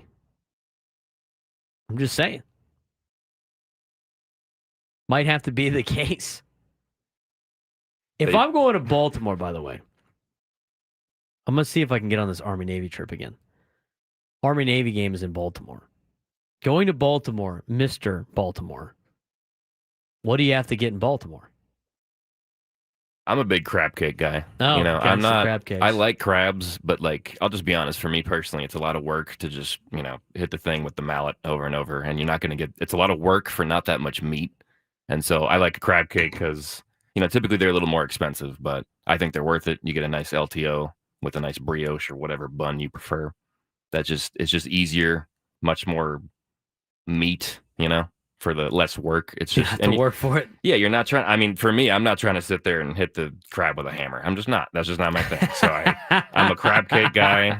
That's what I just went back for when I covered I did some work with for the radio station getting the Nationals and the Padres. I was able to get dinner with my mom and my sister. I got a crab cake and it was perfect. Chef's kiss. All right, so you said crab cakes. What else? I don't think I got good seafood. Is it seafood in general? Or is it just the crab thing? No, they have good. You can get definitely some good sushi there. Yeah, I don't know. I'm pretty open minded to whatever, but I feel like Baltimore has some low key good spots. DC, there's definitely a subtle sort of diversity amongst the choices you can find. When Nick DiNucci goes back to Baltimore, what is the first thing he gets food wise? I ask everybody that question. I'm going to ask Chris Murphy that here in an hour or so. What does Nick DiNucci get when he gets to Baltimore? Definitely, I would say crab cake sandwich. That's it. Crab cake sandwich. That's my go-to, for sure. Have you been to Point Loma Seafood yet? I have not. I've never. I'm going to be honest, and you're probably going to shake your head at me and draw another foul. You might get another foul. I might draw another foul myself. I have never been to Point Loma. I've lived here for over 3 years. I still have not actually gone to Point Loma yet. That's a foul. He draws the foul. Point Loma Seafood. They got some good stuff. Are you a calamari guy? Absolutely. Is it fried squid? Yes. Okay. Just want to make sure. I'm glad I had that right. Not fried octopus. That's different. Yeah, it's squid. Squid. I do like fried squid. Absolutely. They have at Point Loma Seafood. I think it's just a squid sandwich, but if you get a sloppy squid sandwich, sourdough bread, you feel me so far? Sourdough bread. Yes. Calamari strips. Tartar sauce. That sounds appetizing. Yeah, it's pretty good, dude. To say the least. You can get a lot of good stuff down there at Point Loma Seafood. Just know, if the lot seems full, give it some time. Just wait. You will be able to get a spot. I'm telling you, that's what you got to do. Somebody asked the favorite Italian foods. Well, I'm biased. I know a lot of people that own Italian restaurants. Rovino, obviously, one of my cousin's place. Good spot down in Little Italy. And then Barbusa, of course. Took care of Sam the other day. Barbusa, great spot. Absolutely great spot. I have heard a lot of great things. I have not. I need to go down there and see my my friends, the Busalaki family that runs Barbusa. But that's a great place down in Little Italy too. Got a lot of good spots for Italian food. And of course, for me being Italian, being Sicilian, the best food is made by our family. Like the family stuff's the best. Like I asked when I was living in Texas, I asked where the best barbecue was, and everybody responded with somebody's backyard. You're not going to get good barbecue, like at least at their level. It's like you can get some good stuff at restaurants, but you're getting the best stuff at somebody's barbecue. Somebody's house is where you're going to get the best food, which I find very interesting. So there you go. I'm yet to really find great barbecue in town. And you know what? It's just after going to Texas and getting it firsthand and getting some people, some people's barbecue down in the backyard. I'm still looking for a spot. The closest I've had so far is Grand Ole Barbecue out in Flint Springs. I haven't been to like the North Park satellite campus, basically. And I'm not gonna go to the ballpark and do it. I don't feel like it gives you the full deal. What was that name of that place you just mentioned again? A barbecue place? Yes. Because that'll be actually close to where my new work site is. I'm curious. Flint Springs? Yes, I'll be up in Monte. Grand Ole Barbecue out in Flint Springs. It actually looks like it's a Texas barbecue joint. It's pretty cool. They got like a stage in the back, and then they put all their stuff on butcher paper. And when they run out kind of place. That's been like the closest thing I've had. I like Abby's Barbecue too. Family friend of ours. It's decent. It's good. Solid. It's over in Miramar. It's a good spot. I've been told there's a place in Poway that's really good that I need to go try. And I haven't been there yet, and I forget the name, but I want to try it. And I know Coops is good. I've heard Coops is really good down in Spring Valley, another place I haven't been to yet.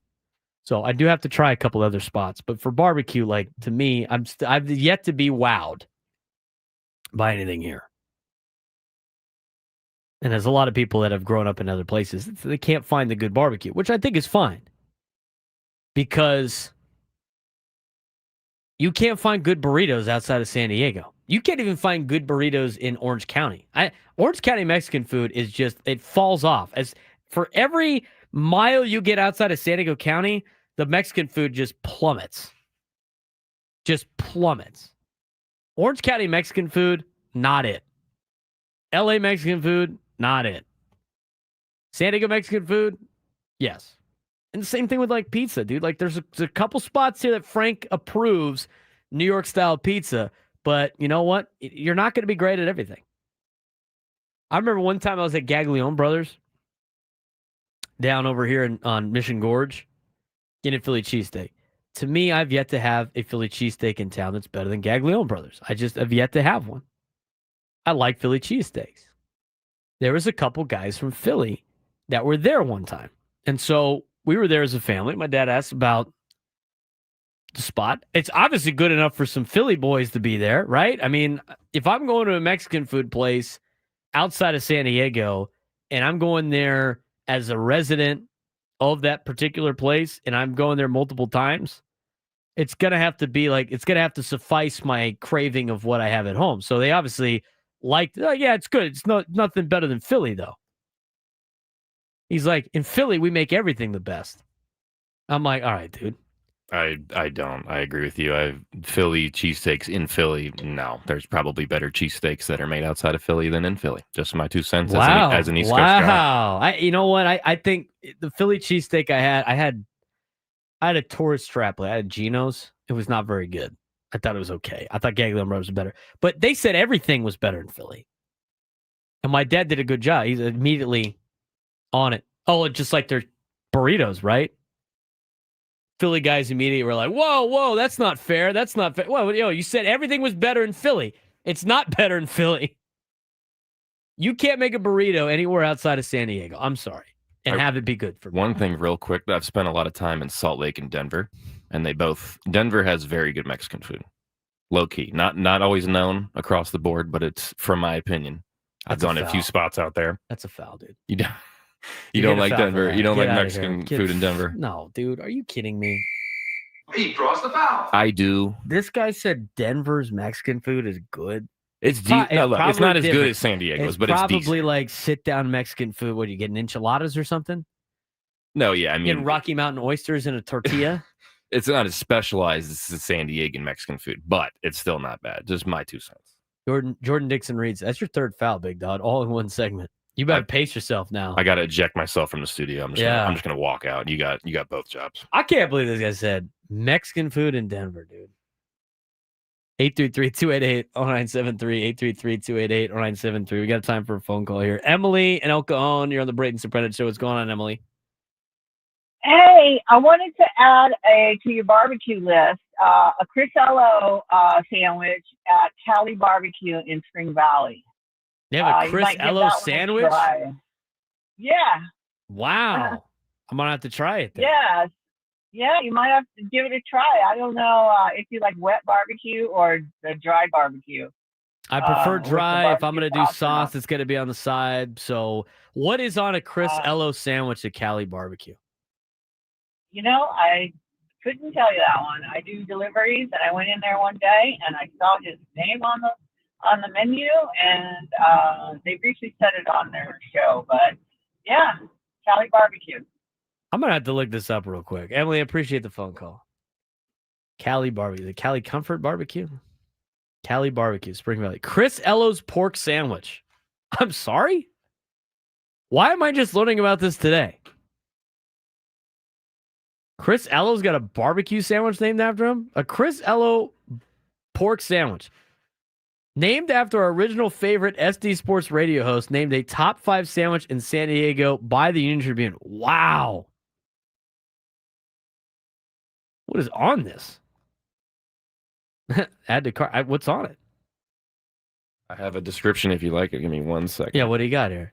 The Chris Ello pork sandwich. It went away. Now I have it. It is looks like a egg roll stuffed with slow smoked pulled pork, cabbage, carrots, cheddar cheese, and our OG BBQ sauce, served with Carolina-style tangy BBQ sauce for dipping. Spring Valley Chris Ello's pork sandwich. What's up with the carrots, Chris?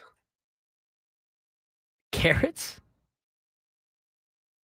Because I try to, if you go to order it on Cali Barbecue or whatever like that, they have all these add-on. I don't know what the add-ons are.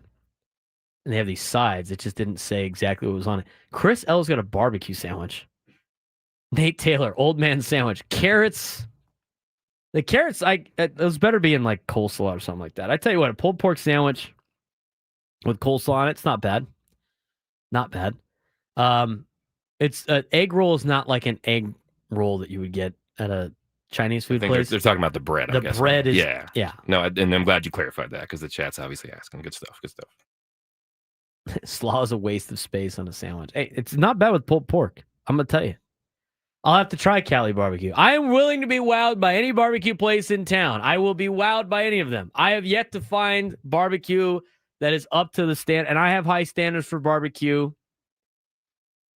I have yet to experience that. I've had a little bit of a taste at Grand Ole Barbecue. I haven't been to Cali Barbecue. I'll try it. I haven't been to Coops yet. I need to try it. But I've been yet to be wowed by barbecue in San Diego. Somebody wow me, please. Somebody wow me, please. I'm open. Food connoisseur. Some people even say foodie. I have to watch what I eat so I can eat more of this stuff. But I'm going to tell you right now, I've yet to be wowed. And again, I went to the Grand Ole Barbecue in Flint Springs. I did not go to the one at Petco. I refuse to go. If I'm going to give a place a first shot, it's not going to be at a different, not their home. I'm not going to get them on an away field. All right. The home building, home field advantage. 833-288-0973, 833-288-0973. We got to take a quick break. We're going to dive back into Padres baseball and the what happened at the trade deadline for San Diego. Why AJ Preller, the inside look of AJ Preller's big moves when we come back.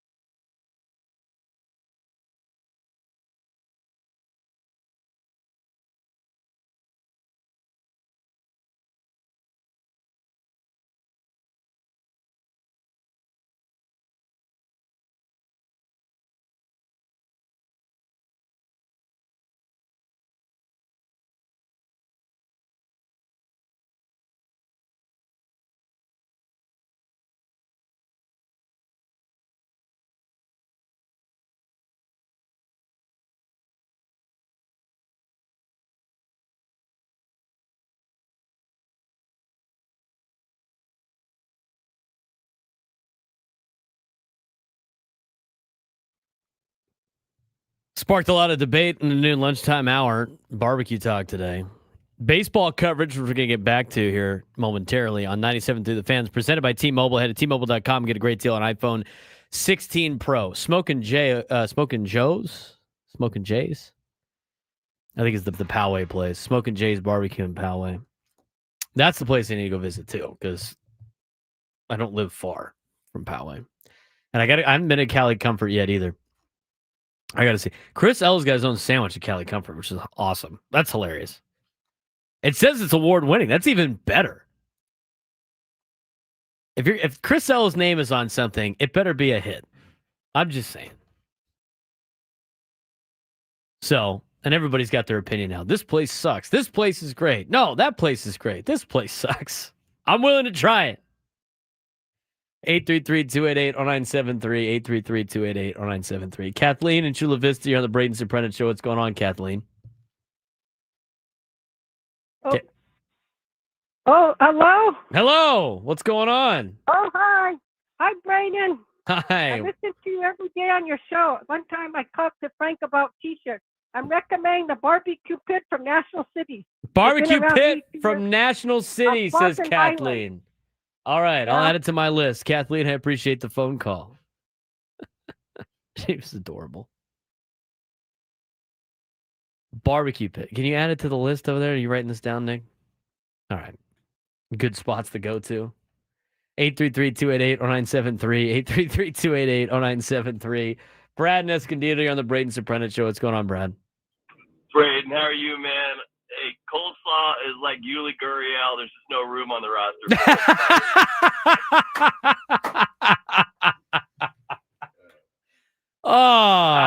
You got to, you know what? You got to get on the side and then just not eat it. I don't mind it on a pulled pork sandwich. This man goes. Want it on my plate. This man I don't goes. want the juice on my plate, man. Sorry. This man goes. Barbecue Coleslaw Pit is like Yuli Gurriel. No place on the roster. That is hilarious. That is hilarious. What else you got for me, Brad?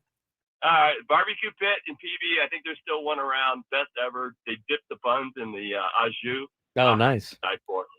Hey, this Padre team, man, Preller, you got to love the guy. He rolled the dice and he came up sixes, man. This Laureano, great fit for left field. Fermin catching, you just got to love his youth, and the guy's hitting. Just got to love it. He didn't go wrong in any of these guys. Everything's been good, Brad. I mean, everything's definitely been good. I appreciate the phone call, man. That was the phone call of the day. Racket! You got to make that. You got to save that clip. Yeah, someone said no. Send it to Frank. We're making that a bite. 100%. You got to make that a drop. I'll mark the time. That's happening. Coleslaw is like no place on a roster. Poor Yuli, man. The shade just out of nowhere. What a stray. What a strong stray at that. What a stray. I don't know if that's more of a stray to Coleslaw or Yuli Gurriel. Oh my God. I didn't think a second. That's amazing. Brad from the top rope. Guys ready for Survivor Series, man. Oh my God. Applause for Brad. I'm glad he related back to the Padres, because I think everybody's just calling in to give us some food selections, which is fine. If you give me a food selection, give me a Padres take too. We are a sports show after all, but it is the lunchtime hour. Just looking out for everybody out there. Andrew in San Diego, you're on the Braden Surprenant Show. What's going on, Andrew? Oh, I'm just going to get my free cluck sandwich at Jack in the Box. But back to the Padres. The Padres are a BBB accredited business, and I put my trust in AJ Preller. And, absolutely. That's where I work, so that's why I bring it up. But it's Preller we trust. You have to trust him, even though sells the farm. I think that's what the farm is there for, is get the crop, and you got to sell it. Andrew, absolutely. That's kind of what we've been talking about the last couple of days, and he's done a good job of putting together a team that can potentially win a World Series. I think this team is set up to do a lot of damage in the postseason. What was this phone caller here? Number 4? That is Fred. Fred in San Diego, you're on the Braden Surprenant Show. What's going on, Fred? No, much. How about yourself? I'm doing well. What do you got for me today? All right. Like you, I've been searching this whole entire town for some good barbecue. Couldn't find it anywhere. I've tried most places everyone's already said. Most The places. only place that has served me well with good food and sides is IQ Barbecue. The only barbecue spot in the city that I can go to. IQ, where's it Must at? try. Where's it at? Oh, see, I'm kind of new to the city, so I'm not exactly sure. It's near a freeway. It's But near a spelled freeway, he I. says. Right. I can't. Right off a freeway. It's very easy to get to, but it's spelled I, then QUE, then barbecue. I found it. The I found best it, Fred. barbecue in the place. All right. It's in Yeah. La Mesa. It needs to be your first spot. All It right. I'll needs to add be it. your I'll first add it to the list. I appreciate it. I appreciate it, Fred. All Thank you right. for the phone You call, have a man. good one, man. IQ Barbecue. IQUE. It's in La Mesa. He draws the foul for no directions. It's by a freeway, he says. Oh, okay. He draws the foul. New to town. Guy doesn't know. Hey, it's not his fault. IQ Barbecue's in La Mesa. Good to know. All right. We still got a couple more here. Nate and San Marcos, you're on the Braden Surprenant Show. What's going on, Nate? Yeah, speaking of barbecue, the Dodgers are going to get barbecued by the Blue Jays this weekend. I hope that's the case, Nate. That'd be great, especially if the Padres take 2 out of 3. Let's gain some more games in the standings. Yes, sir. Have a great weekend. Thank you, Nate. Man of many words. The coleslaw statement is the funniest thing I've heard all week. Second funniest thing I've heard all week. Funniest thing I've heard all week. The funniest thing I've read all week was Matty Ice on a comeback yesterday. It was dying. He fell into my trap, and his comeback on the chat was just absolutely hysterical that I could not say nor put on the YouTube. It was good. It was good stuff. It was a fun week. All right. We're going to go back to Padres baseball when we come back. Did AJ Preller go too far to land Mason Miller, or is it exactly why you love him? We've been putting this off for a handful of times now. I want to take a deeper dive into it when we come back on the Braden Surprenant Show, San Diego Sports Station 97.3 The Fan.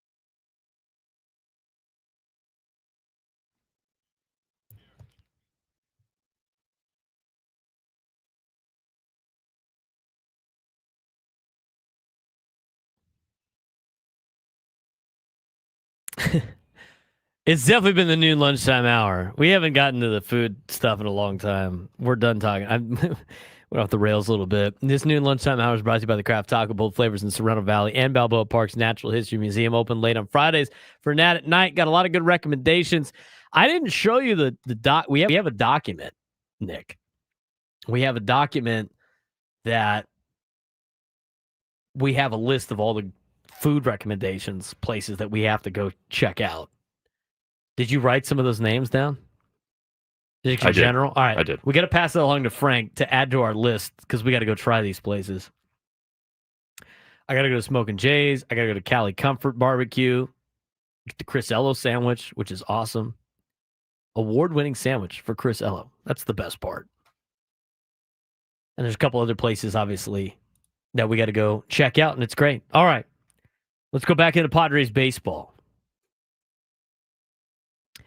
I don't want to spend too much more time on the trade deadline stuff. I think everybody knows how much it worked out, but there was kind of an inside look to it earlier in the week that was discussed in an article that we've been putting off now for a couple of days. We've had a lot of other things, come about.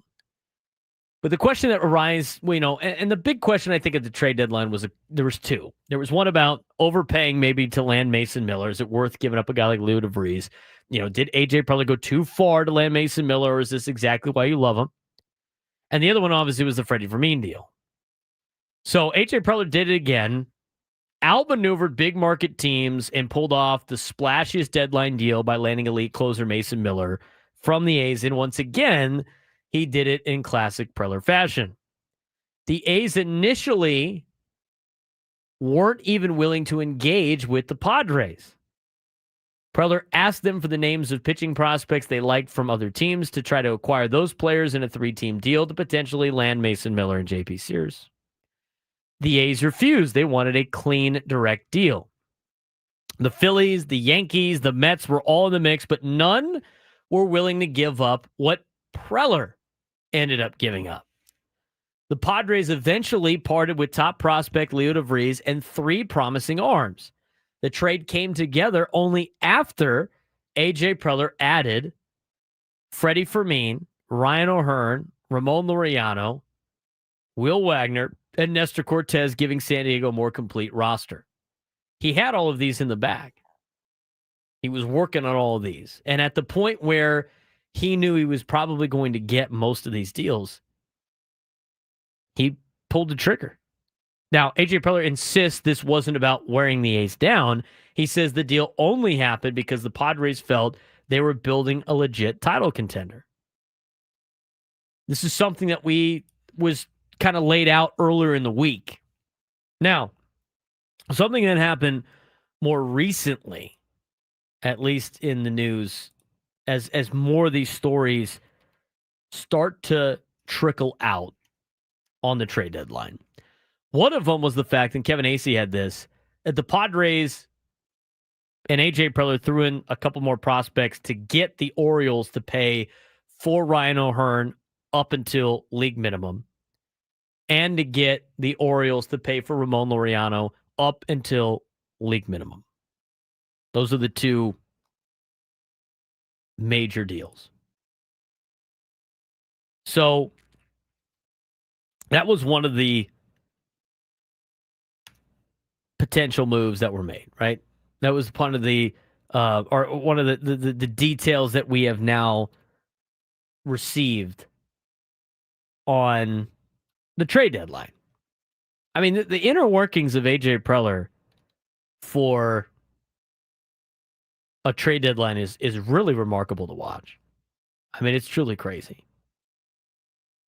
And you look at some of the other, the conversations that happen and the different looks at the trade deadline. And we talked a lot about these before the trade deadline really happened, about previous conversations, how deals went down, what's it like dealing with A.J. Preller, and all this other stuff. So you look at what was potentially one of the more fun deadlines in recent memory, and Mark Feinstein had this article today. He talks more about A.J. Preller, multiple executives pointed to the one guy who always seems willing to pay that cost in an effort to win, Padres general manager A.J. Preller. Preller made 5 trades involving 22 players on deadline day, none bigger than the 6-player deal that landed Mason Miller in San Diego. The centerpiece of the deal on the athletic side was obviously shortstop Leo DeVries, who is ranked by MLB Pipeline as number 3rd prospect in baseball. Quote from an AL executive, Preller drives everyone nuts. He basically kept multiple teams on the hook as he shopped Leo DeVries. He was a buyer, but kind of operated like a seller in terms of auctioning off DeVries to the highest bidder. This is what one anonymous American League executive said. DeVries became the first top 5 prospect traded during the season since MLB Pipeline began its rankings in 2004, and only the 3rd top 10 prospect dealt at the deadline during that time. The others were Eloy Jimenez and Scott Kazmir. Quote, the same trend over the last few years has grown where buying teams really won't give up top prospects, a National League executive said. San Diego is the exception, of course. They go into more detail about how, some of the trades come about. And then executives talk about, teams just don't give up the high-end prospects anymore for rentals and everything like that. But the wheeling and dealing from A.J. Preller, again, is it him going too far? Or is this exactly why you love him? A.J. Preller insists, again, this wasn't about wearing down the A's. The deal only happened because the Padres felt they were really building a legit title contender, and they needed Mason Miller. Does this deal prove A.J. Preller is obsessed with star power at all costs, or is he the only general manager aggressive enough to actually try to win? I think it's a little bit of both. I honestly think it's a little bit of both. I think A.J. Preller is a little bit of obsessed with trying to get star power. But again, as we mentioned earlier in the show, you don't hang banners for being the number 1 farm system in Major League Baseball. You don't hang banners for winning the PCL championship, although the Chihuahuas might, but you're not hanging one at Petco Park. You hang banners for winning World Series, for winning division titles. They have hung some banners for making the playoffs. But I think A.J. Preller is the one that's savvy enough to go out there and make those aggressive plays. I think it makes it exciting for baseball. I think it makes it exciting for Padres fans. Would I have traded a top prospect for Leo DeVries for a reliever? Probably not. And I think if you get into the conservative approach and sitting on your hands and not willing to pull the trigger or being afraid to make a deal, I think it leads to catastrophic failure. We saw that piece from earlier, before the trade deadline happened, about previous trade deadlines, and Jerry DiPoto, the general manager of the Seattle Mariners, is quoted in there saying what A.J. Preller told him one time, and told him right around the time that they acquired Austin Nola. We are willing to do something stupid, not crazy. They won't do anything crazy, which to me, crazy is reckless. Stupid might be aggressive. It's the same thing with the offensive philosophy of the Padres. You want them to be aggressive, not reckless, and the Padres have been aggressive. Now, some of the times in being aggressive, it might look stupid when it doesn't work. But it doesn't look reckless. I go back to the last game the Padres played with the double steal, trying to make something happen on the base pass when you didn't have any runs against Arizona, obviously trying to go out there and win a game.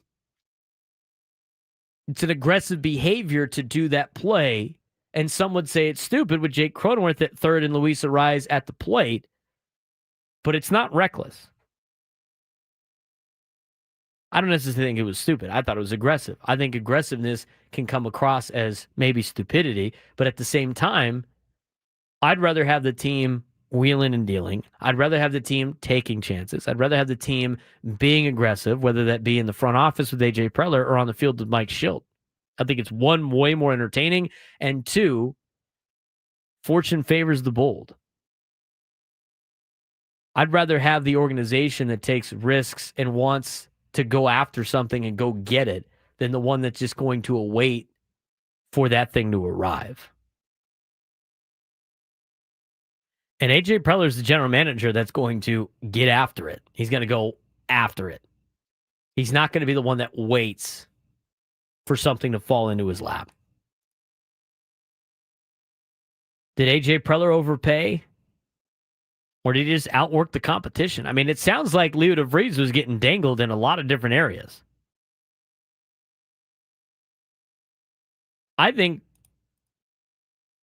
as much as it might seem like an overpay, and we've talked about this ad nauseum now with the prospects and everything like that. But the reality is, if they can make it to the World Series, or if they even win the World Series, it's not really much of an overpay because you got what you needed. And here's the other thing. This is the difference between Major League Baseball and the NFL and Major League Baseball and the NBA. Everybody's getting a first-round draft pick every single year. There's a couple of instances in which you sacrifice your first-round pick for certain things, like in terms of dropping spots because of luxury tax. I mean, but everybody's getting a first-round pick. You can't trade it away. And when you talk about how the Padres run their farm system, it's about developing currency to improve their major league roster. I mean, that's all a farm system is in general. The farm system for Major League Baseball teams are creating assets to help the major league team. Either the assets themselves physically being up and being future Padres, like a Fernando Tatis Jr., like a Jackson Merrill, the chosen one category of the farm system, or they develop to become pieces to acquire good major league talent that is established, that what you're going to get, and it's a guarantee. Your currency bucket. We talked a lot about this yesterday. And the thing is you look at some of the trades that have been made by the Padres, and you look at the talent pickup. Go back, and I saw our friend on Twitter, Too Much Mortons, John Asante got a poodle. He put this out 16 hours ago. And he goes, basically got Ryan O'Hearn and Ramon Laureano because of the 2024 draft. The 2024 draft. How many times at the trade deadline you're sitting there going like, they have nothing left to trade? How many times MLB Pipeline has told you they have nothing to trade? They've depleted their farm system. We heard that in 2022, did we not? We heard that in 2022. They got nothing left. They just traded their entire farm system for Juan Soto and Josh Hader. They got nothing left. It's going to come back and haunt them eventually. What happened in 2024? Last year's draft. We are talking about last year's draft. First overall pick, Cash Mayfield, still part of the organization. The first pick for the Padres, 25th overall. My mistake. Cash Mayfield, still part of the Padres. Boston Bateman, second round pick, shipped off at the deadline. Third round pick, Cobb Hightower, shipped off at the deadline. Fourth round pick, Tyson Neighbors, shipped off at the deadline. They still have in their organization Kavares Tears, Clark Candiati, Cale Fountain, Darian McDowell, Kyle Roberts, Nick Wisman, Zach Evans, Jack Costello, Sean Barnett. 12th round pick, Brandon Butterworth, shipped off to Baltimore. 13th round pick, Matthew Watson, Brandon Dufree in the 14th round. Both of them still on the team. 15th round pick, Tanner Smith, shipped off. Cason Wells, 16th round pick. Ryan Jackson, 17th round pick, still in the organization. 18th round pick, Victor Figueroa, shipped off. That was just the 2024 draft. Go back and look at other drafts that the Padres have had that are no longer part of the organization. in their ability to acquire talent. 2021 draft. Jackson Merrill, first pick for the Padres, 27th overall pick. He's part of the organization. He's an all-star. He's under contract for a long time. He's in the chosen one bin. Second round pick was James Wood. Got you Juan Soto. Third round pick, or really competitive balance comp pick, 71st pick overall, Robert Gasser. Got you Josh Hader. Kevin Kopps is the third round pick. Fourth round pick, Jackson Wolf was traded off. Fifth round pick, Max Ferguson. Sixth round pick, Ryan Bergert. Got him in the 6th round. He turned in to Freddie Fermin. Their 7th through 10th round picks in the 2021 draft, all still under Padres control. The 11th round pick, River Ryan, obviously no longer part of the organization. Alec Jacob has been gone. And remember, the 20th overall pick, the 20th round pick for the San Diego Padres in 2021 was none other than high schooler Chase Burns, who had a great career at Tennessee, went on to play at Wake Forest, and is now starting for the Cincinnati Reds tonight against the Pittsburgh Pirates. They got him in the 20th round. This scouting department, this organization, finds talent. Finds talent. And they have turned said talent into your current Major League Baseball team. So every time, again, and this is why we played Mike Farron's quote on MLB Network radio yesterday. Every time somebody panics and goes, this is going to all come down to a crashing end, because you know what? I think people say that because they want it to happen, because they love misery. Misery loves company. And I think there's a lot of people that really love the Padres, or had loved the Padres because they were always miserable and you could be around other miserable people. But if you're looking at it from a negative standpoint, again, what proves it wrong is what Mike Farron said yesterday on MLB Network Radio that we played on the air. The Padres have shown that they can have sustained success. If and when they make the postseason this year, in 2025, they would have made the postseason 4 out of the last 6 years. We heard it in 2020. They traded the entire farm system away. This is all going to come back and kill them later. 2022, they made the postseason. What did they do in 2022? Shipped off their entire farm system again. This is all going to come crashing down. There's no way they can continue to do this. It's going to hurt them in the next 2 years. They're so screwed. We have to win it this year. Otherwise, we have no other chance. I rebuilt the farm system again. 2024, last season, same thing. Shipped off all these players to Miami for Luis Ariz earlier in the season, Tanner Scott at the deadline. Shipped off all these players for Dylan Cease. And some of the big trades that they made. Shipped off other players to Tampa for Jason Adam. I mean, think about some of the moves. And what was the narrative again? They're going to get screwed. There's no way they can keep this up. They have nothing left. They're not going to be able to make any trades. They have to win this year. Otherwise, it's not going to be great. And then you get another offseason where they don't really do anything. And the optimistic people are like, well, maybe they can make the playoffs and see what happens. And then this year, again, at the trade deadline, they establish themselves as a team that is legit, a team that has depth, a team that has major league ready players, a team that has all-stars, a team that is the most complete team they have had probably in the last 5 years. That is where we're at right now. And it was the 2024 draft that got you Ramon Laureano and Ryan O'Hearn. Who knows with the 19 players that they just drafted a month ago are going to get you in 2025. Or sorry, in 2026. Who knows? Seriously, who knows what they're going to get you? I mean, Cruz Schoolcraft basically replaced Boston Bateman. I mean, he's like the same size kid. Their ability to find talent is crazy. And in that Nestor Cortez deal, They got back Quintana, who is a middle infielder that already looks pretty good for the Storm. They find talent everywhere.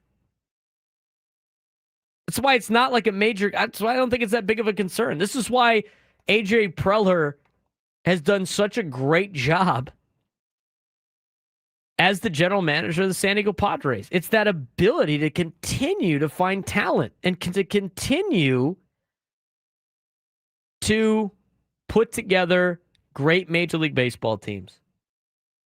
I've said it already. I've said it multiple times. They don't hang banners for having the number one farm system. They hang banners for winning the division and winning a World Series. And the Padres are poised and have put themselves in a position to potentially do both this year. He's done a great job. The scouting department's done a great job of finding talent. 833-288-0973, 833-288-0973 if you want to join the show. But coming up next, Boston Red Sox pitcher Chris Murphy's going to join us on the Braden Surprenant Show. San Diego Summer Sports Station, 97 for the Fan.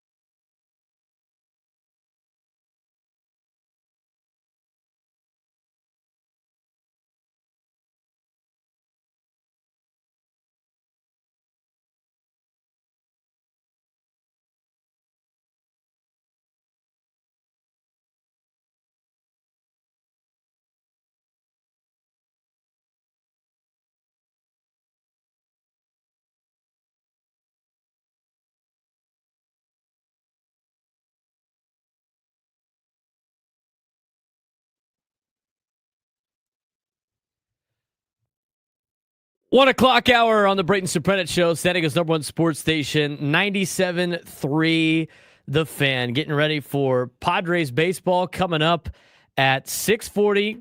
Pregame, Eco Water So Cookout Padres pregame show with Sam Levitt at 5:40. Gwen and Chris will be on after me coming up in just a little bit. But before we get to Gwen and Chris, we do have a special guest. He is a San Diego Torero. He was graduated from Granada Hills High School before attending USD and playing for Rich Hill and back then assistant coach Brock Ungrich, now the head coach of the USD Toreros baseball team. He was drafted by the Boston Red Sox in the 6th round of the 2019 MLB draft. His name is Chris Murphy. He is a current Boston Red Sox pitcher back in town with the BoSox to take on the San Diego Padres. Chris, what's going on, man? Thanks for joining us.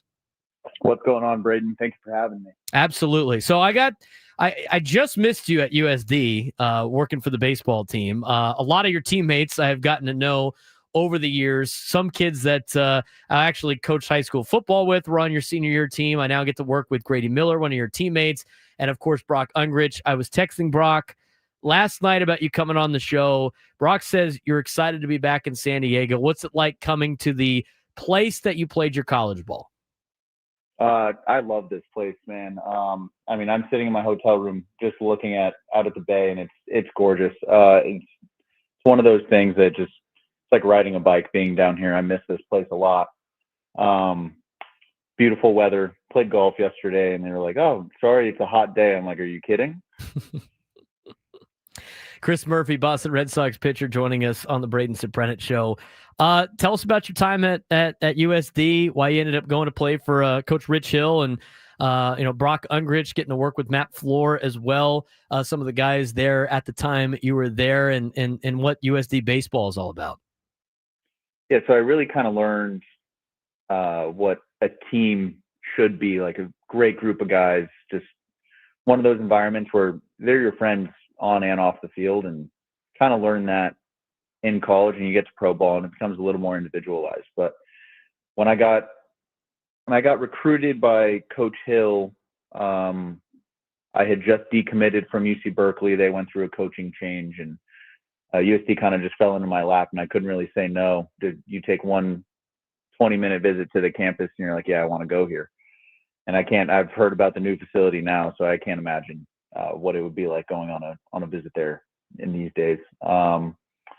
Played for Coach Hill and Coach Nathan Choate for my first 2 years there. And then Brock came in and Flo came in my junior year. And I saw that those two guys wanted to turn the program around, and it's been awesome seeing that ever since.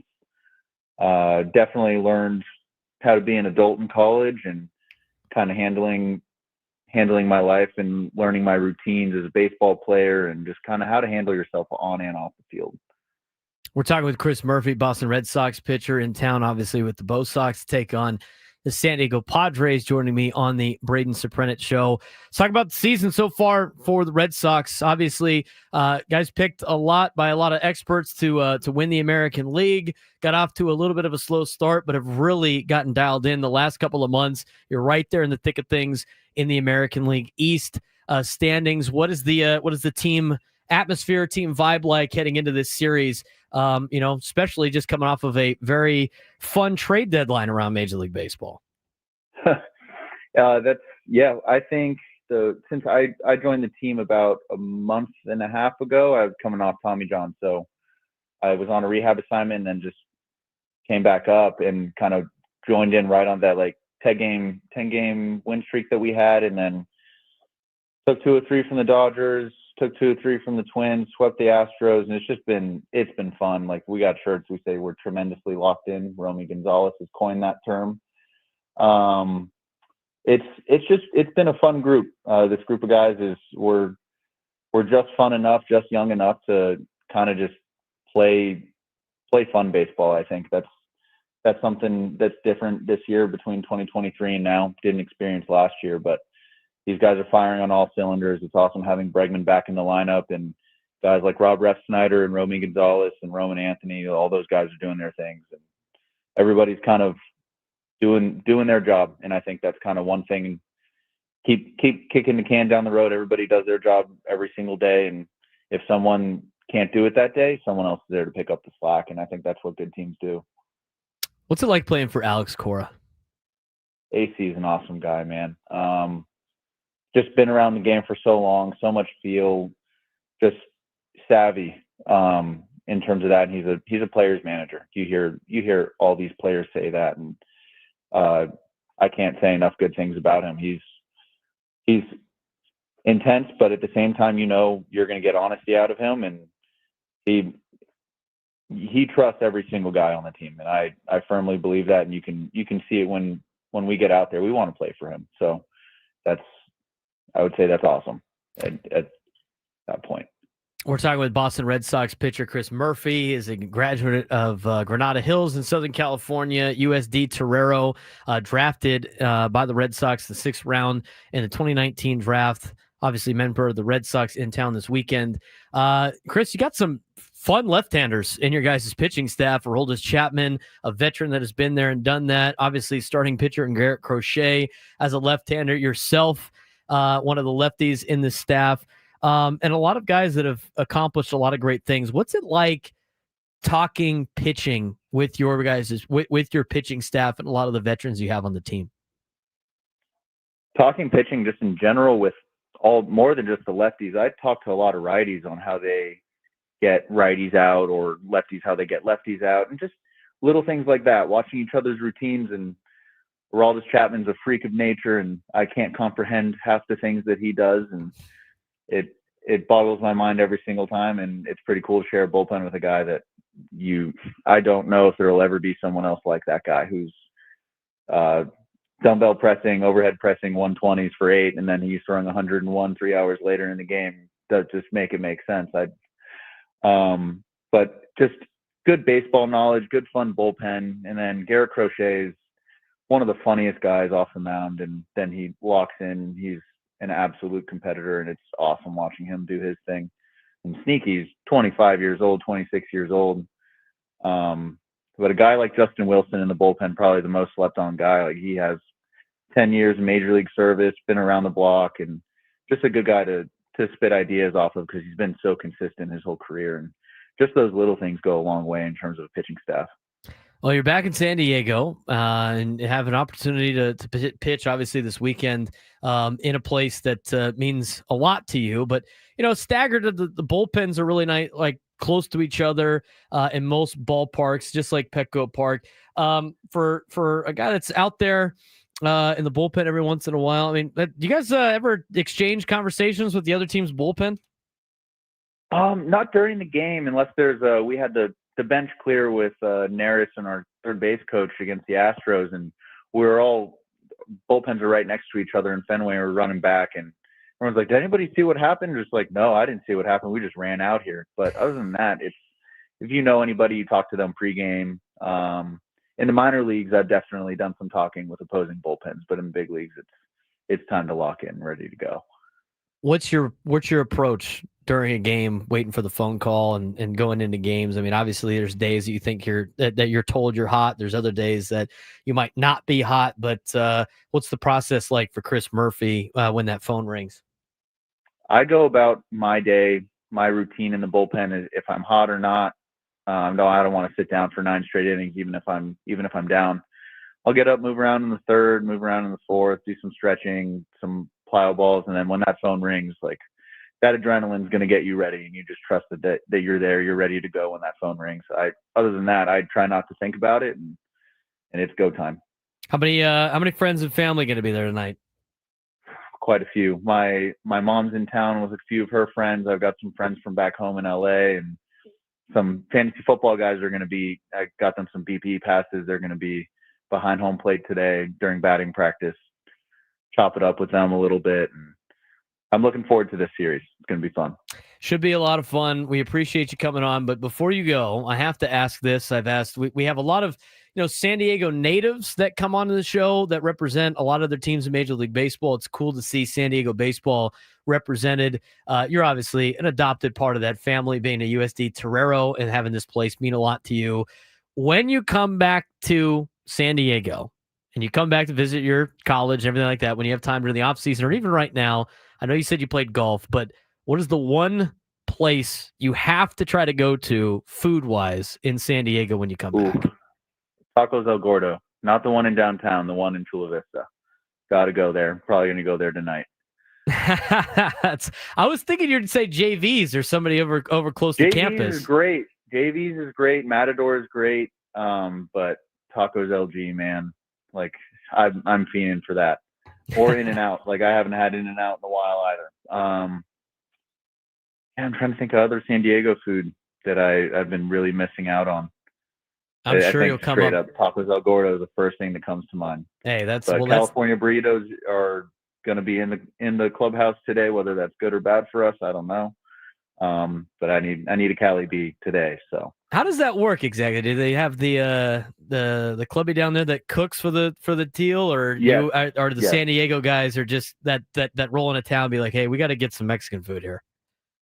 Well, I think it's in the kitchen. I have never played at this ballpark first time, so I don't know if they're ordering in or if it's something that they make in house. But like in Philly, everybody's ordering Philly cheesesteaks from those guys, and I think there's different things that every visiting stadium you go to is what's their staple, and I hope that the kitchen here has Cali B's being made as I get there. Well, that'd be obviously great in hand before you get out there and work. I have to. You brought up the Philly thing. How many cheesesteaks have you taken down in Philly in a series, if you've been able to do that? And how many do you think you can take down the next time you go to Philly? I know it's hard in the Red Sox not playing Philly too much, but if you haven't done it, I'd like to know how many you think you could take down.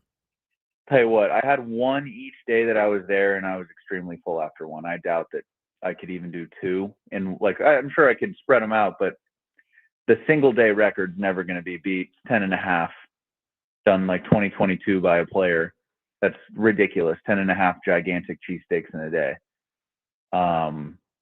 It's quite impressive. There's AC Alex Cora actually talks about how he thinks that's a ploy for the Phillies winning at home. Is you have all these players eating Philly cheesesteaks pregame, and like, yeah, it's going to lead to you being a little sluggish out there. So look at their splits at home and road. It's pretty calculated and smart if that's the goal there. Well, I think a lot of Padres fans probably hope that you guys down a lot of California burritos today.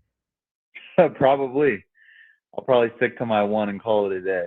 Last thing for you, if you had to pick a player in the Red Sox that could probably down the most cheesesteaks, or maybe it's a coach, maybe it's your strength guy, who's your pick to try to break the single day record or the series record, which it's going to be tough because you got to have a 4-game series. The American League doesn't get to have a 4-game series in Philly. Oh, they have a 4-game series record, a 3-game series record, and a 1-day record, all in that clubhouse. So they separate it. What player, staff member? Tristan Cassis, we almost flew him out to do it. He said he could do 10 in one sitting without getting up. And he eats an absurd amount of food. You go to a steakhouse with him, he gets 2 seafood towers and a tomahawk for 2 just for himself. So I got no doubt that it would be Cassis. Beyond that, I would probably say our strength coach, Joe Hudson. Strength coaches always can down the most food. Chris, I've taken enough of your time. I hope the Cali B hits. Today, I hope you enjoy yourself. It's glad to have you back in San Diego, and enjoy the trip. And obviously, a lot of Padres fans hope you don't pitch very well, but hopefully you do pitch well in a Red Sox loss. We really appreciate the time, man. Go Toreros. Appreciate it, Braden. Thank you. Go Toreros. Chris Murphy, Red Sox pitcher, joining us today on the Braden Surprenant Show. Really appreciate him and his time. When we come back, Drake Hills will join us in studio to finish up the rest of the week here on the Braden Surprenant Show, San Diego's #1 sports station, 97.3 The Fan.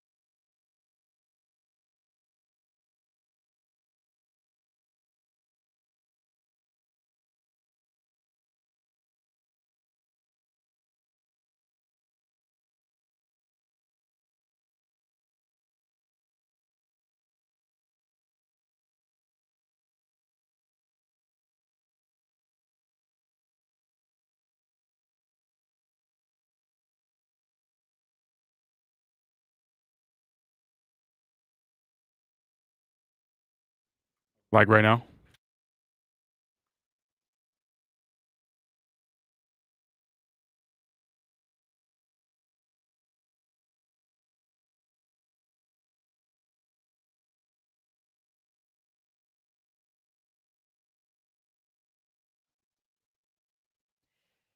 That was a fun conversation with Chris Murphy, USD Torero, and a bullpen piece for the Boston Red Sox in town to take on our San Diego Padres the next 3 days. Should be a big weekend series around Major League Baseball. We had to miss the midday sports standoff. If you take me down this month in sports trivia, you would be qualified for a grand prize, a 2-night stay at Resorts World Las Vegas, plus VIP admission to AYU Day Club and 175 food and beverage credits. Celebrate summer with a 2-night stay at Resorts World Las Vegas. Dine poolside at one of the 5 unique pool experiences in the 5.5 acres pool complex, largest elevated pool deck on the Las Vegas Strip, and experience AYU Day Club, a stunning oasis inspired by the islands of Southeast Asia, where the ultimate party concepts transform the weekend into a never-ending summer. Special summer rates available now at rwlasvegas.com, now offering no resort fees and complimentary parking. We are joined in studio by a special guest that usually joins us on Friday. He's going to be here for a couple of segments. We're going to talk some soccer as part of our Soccer 101, and we're going to let Drake dive into some baseball chatter as well here in town. Drake is a local product from San Diego. Has gone on to do a lot of great things in covering soccer. He now is a contributing writer for Black Players for Change. And again, he joins us each and every Friday to talk Soccer 101 and some MLS. Drake, welcome. Welcome to the studio. No, it's finally able to put a face to the names, I guess, and seeing the team, seeing the studio, seeing how the sausage is made. That's right. And where soccer is landing when I'm giving you guys all the takes. Absolutely. You know, where is soccer on Fridays afternoons? So I'm glad to be here. Happy to be here. Let's make a tradition out of this, man. I'm feeling good. Got my miles in this morning. You know, Leagues Cup for San Diego FC is over. So we're back into MLS soccer. You got Sporting Kansas City this weekend, and it's going to get a little more difficult as we get into September. Los Angeles FC, Sung Hyun Min from Spurs from the Premier League is now an LAFC player, so they are jumping right now, one of the stronger teams in the Western Conference. But as I said, some good opportunities for 3 points for San Diego FC, but I know we're going to talk about that. So we're going to talk about that for sure. Unfortunately, you missed Frank today. Frank is off today, so but you met him at the San Diego FC game, so that was cool. We got you the T-shirt, which is great. So let's we'll get to the there was a lot of transfers and other moves made by contending teams in MLS that obviously affect San Diego FC. San Diego FC did pick up another local product, though, they did as well, who is also a Don. That's right. Who was a Don at the same time we were Dons, and I had no idea that he was at Cathedral. We'll talk about him in a bit. Let's recap the Leagues Cup. What did you see out of San Diego FC during the Leagues Cup, the 3 games that they played? I'm going to start 30,000 feet, Braden, because I think that for an expansion team, it's very interesting to be a part of a tournament like this, where you have basically the top half of MLS in terms of last year's total standings and their performance in the regular season going up against the entire Mexican League's best of the best, right? So every single Mexican team and half of MLS, or more than half, I should say, were in this tournament. So it was a litmus test for San Diego FC. Exactly who are we on the continent? How good are we? And so you're going up against teams, just to contextualize for you guys, Tigres is a multi-time Liga MX champion, one of the top 3 clubs in not only Mexico, but dare I say, the entire North America and Central America. So going up against a team like that, where a 2-1 loss at home, yes, but this is against a pretty good team. So I'm looking at the start. I call it the Chucky Lozano Cup, right, against Pachuca. A near comeback, right? Near comeback and a fluke goal for Pachuca. Right. A near comeback, and I think a game that you're starting to see some of that depth, right? Yes, Anders Dreyer gets a goal, but you get Luca Bambino, you get Emma Boateng, who has come in and out of the starting lineup, but has been used as a super sub, if you will, especially in the winger position. So you're seeing goals from different guys. We talked about the Tigres game. Obviously, I think that last game against Mazatlan, you get the win. It's great. Not enough to get into the knockout stage, but it is good. Again, Thomas Angel, who started off the season. We had Marcus Invarksen, we had Chucky Lozano, we had Anders Dreyer, we had the front three pretty much solidified. Then Thomas Angel comes in. He's finally able to get some minutes, and he gets a goal as well. Oni Valakari scores as well. So I think for me, Leagues Cup was good for one, for the litmus test, and two, to get some of those depth guys into or on the scoring sheet, because we talked about Braden last week. You're going to need that depth as you get into September and October. Drake Hill's joining us in studio. Usually joins us each and every Friday to give us a soccer 101. He'll be here for the next couple of segments. We're going to do soccer here, talk a little Padres baseball, local stuff in the next segment. The striker situation is interesting for San Diego FC. Frank and I have talked about it. Obviously, with Arlovsky not being part of the team anymore, we'll get to his situation in just a second. Yep. There hasn't been that true nine that they were looking for. They're trying to get, as you mentioned, Angel in there to be that guy. Is this something that's going to be addressed during the season, or is this something that might not be able to get addressed until after the season is over? I think that where we are in the transfer window, right? So this secondary transfer window started on the 24th of July, and you have until the 21st of August before the window closes. Now, that is an interesting time when you take a look at the global transfer market, the global soccer market. You have a lot of the European leagues are going to start their domestic competitions at that point. So a lot of these guys are in preseason.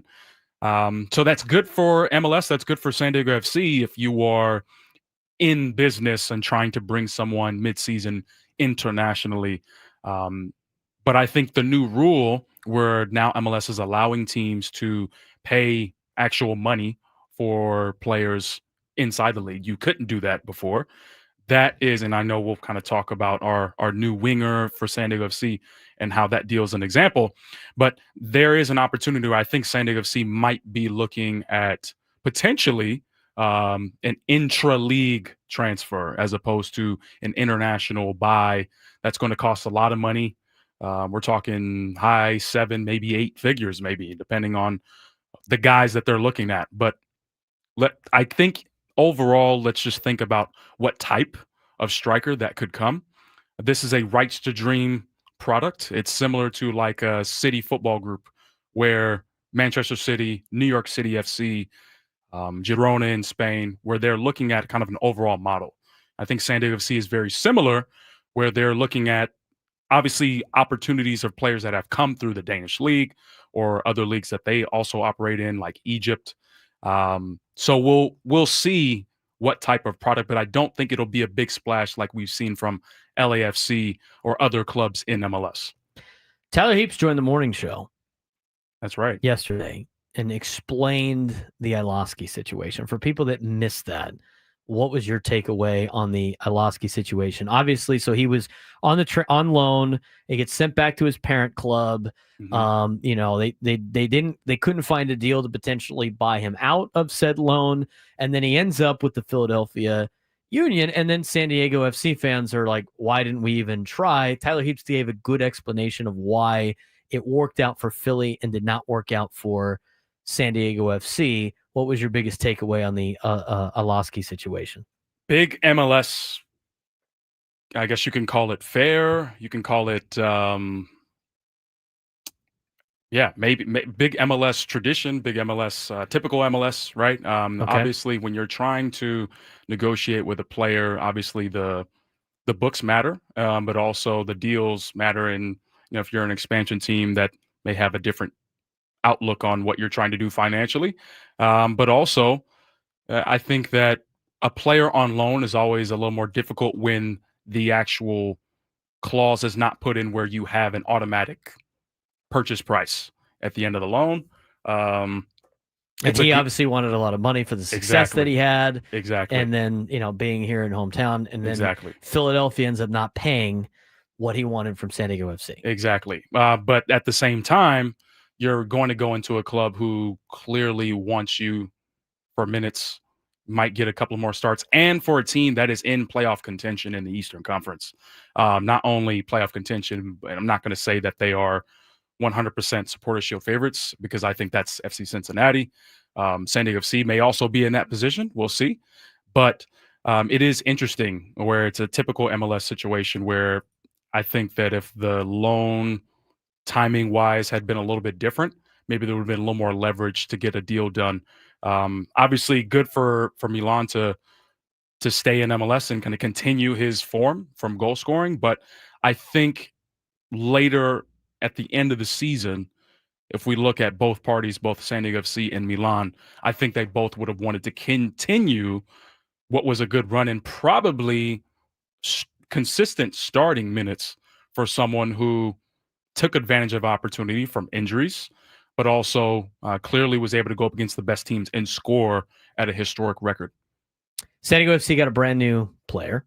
That's right. It's a local product from That's right. Escondido. Went to Cathedral Catholic High School before going to Stanford.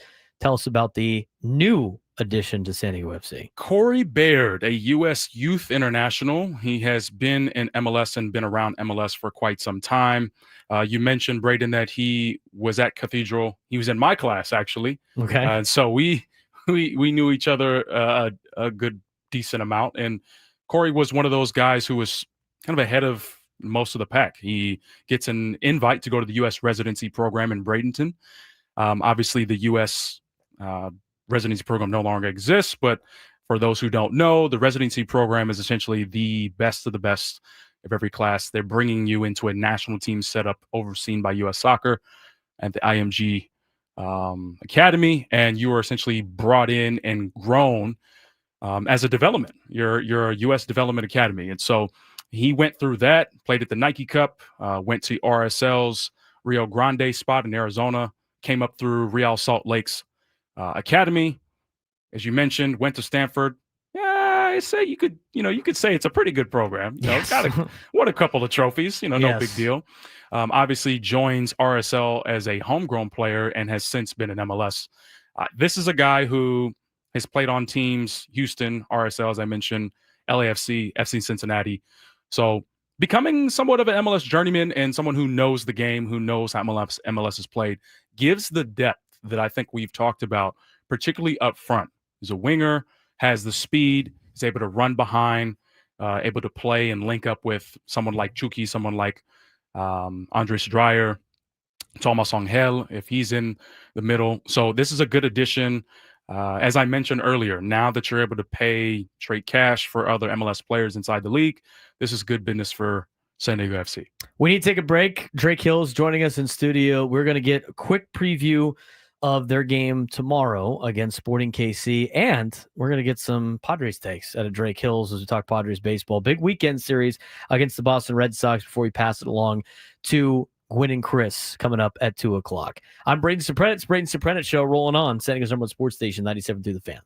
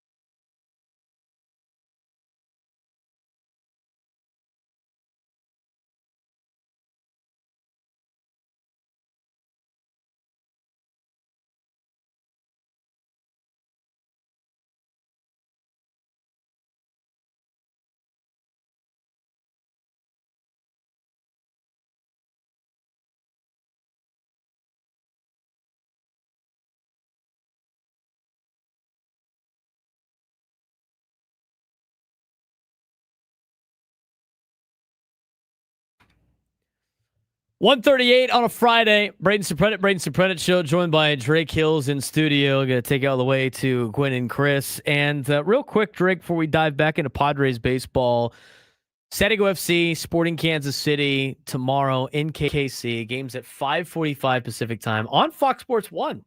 So for those that don't have the... Yeah. Not behind the paywall. That's once. right. You can actually watch it if you don't have the Apple TV package for MLS. What do we see out of San Diego FC? What do we expect to see out of San Diego FC as they get back into MLS play to finish the season? Yeah, you're back into the regular. And look, I mean, this is a team that's, we talked about them when the reverse fixture came about. This is a team that struggled, and we've talked about it before. They're in that transition where they're allowing a new head coach to come in and kind of reset his program. But you've got, lost 2 of the last 3. A real doozy against Vancouver, 3-0 for Sporting Kansas City back on the 26th of July, so before Leagues Cup. So this is their first game since Leagues Cup, Sporting Kansas City. So you're going up against a team that you can say is rested, but on the other half, may not necessarily be the sharpest, but we'll see. They have the home field advantage. I've been to Children's Mercy. It is loud. The KC Cauldron is their main supporters group. They make that thing jump. I think it's a trap game, I think, for San Diego FC. If they do not keep their mind where it has been, keep the level that you have against Pachuca, against Tigres. You're coming off of a win against Mazatlan. I'm not saying it's a possibility. I'm just saying, from the outside looking in, someone who's not on the field, it could be a trap game mentally if you're not ready and to handle business. We talked about this a couple of weeks ago, Braden, the fact that there's going to be times in which these games against the latter half of the Western Conference, those are 3 points that you're going to need when you start going in September. We talked about LAFC. You've got Minnesota after that. These are 2 top 3, top 5 teams in the West. So you need these points against Sporting Kansas City, San Jose. You've got Portland, who is no slouch, 5th in the West. So take care of it, 3 points, and move on. Go Aztecs in the chat has a question for you. For players that are on loan, does the team they originally play for decide where they go, or can the player choose? So that is a deal that between essentially club and club, right? Different clubs and different leagues have different rules. Like, for example, you can say, obviously, you're not going to play against us. That's an obvious thing. You're not going to play against your parent club. But the only reason in which a player would have a say is if there is a, for some deals, if there's a purchase, like an automatic purchase, like we talked about with the Milan Olaski deal.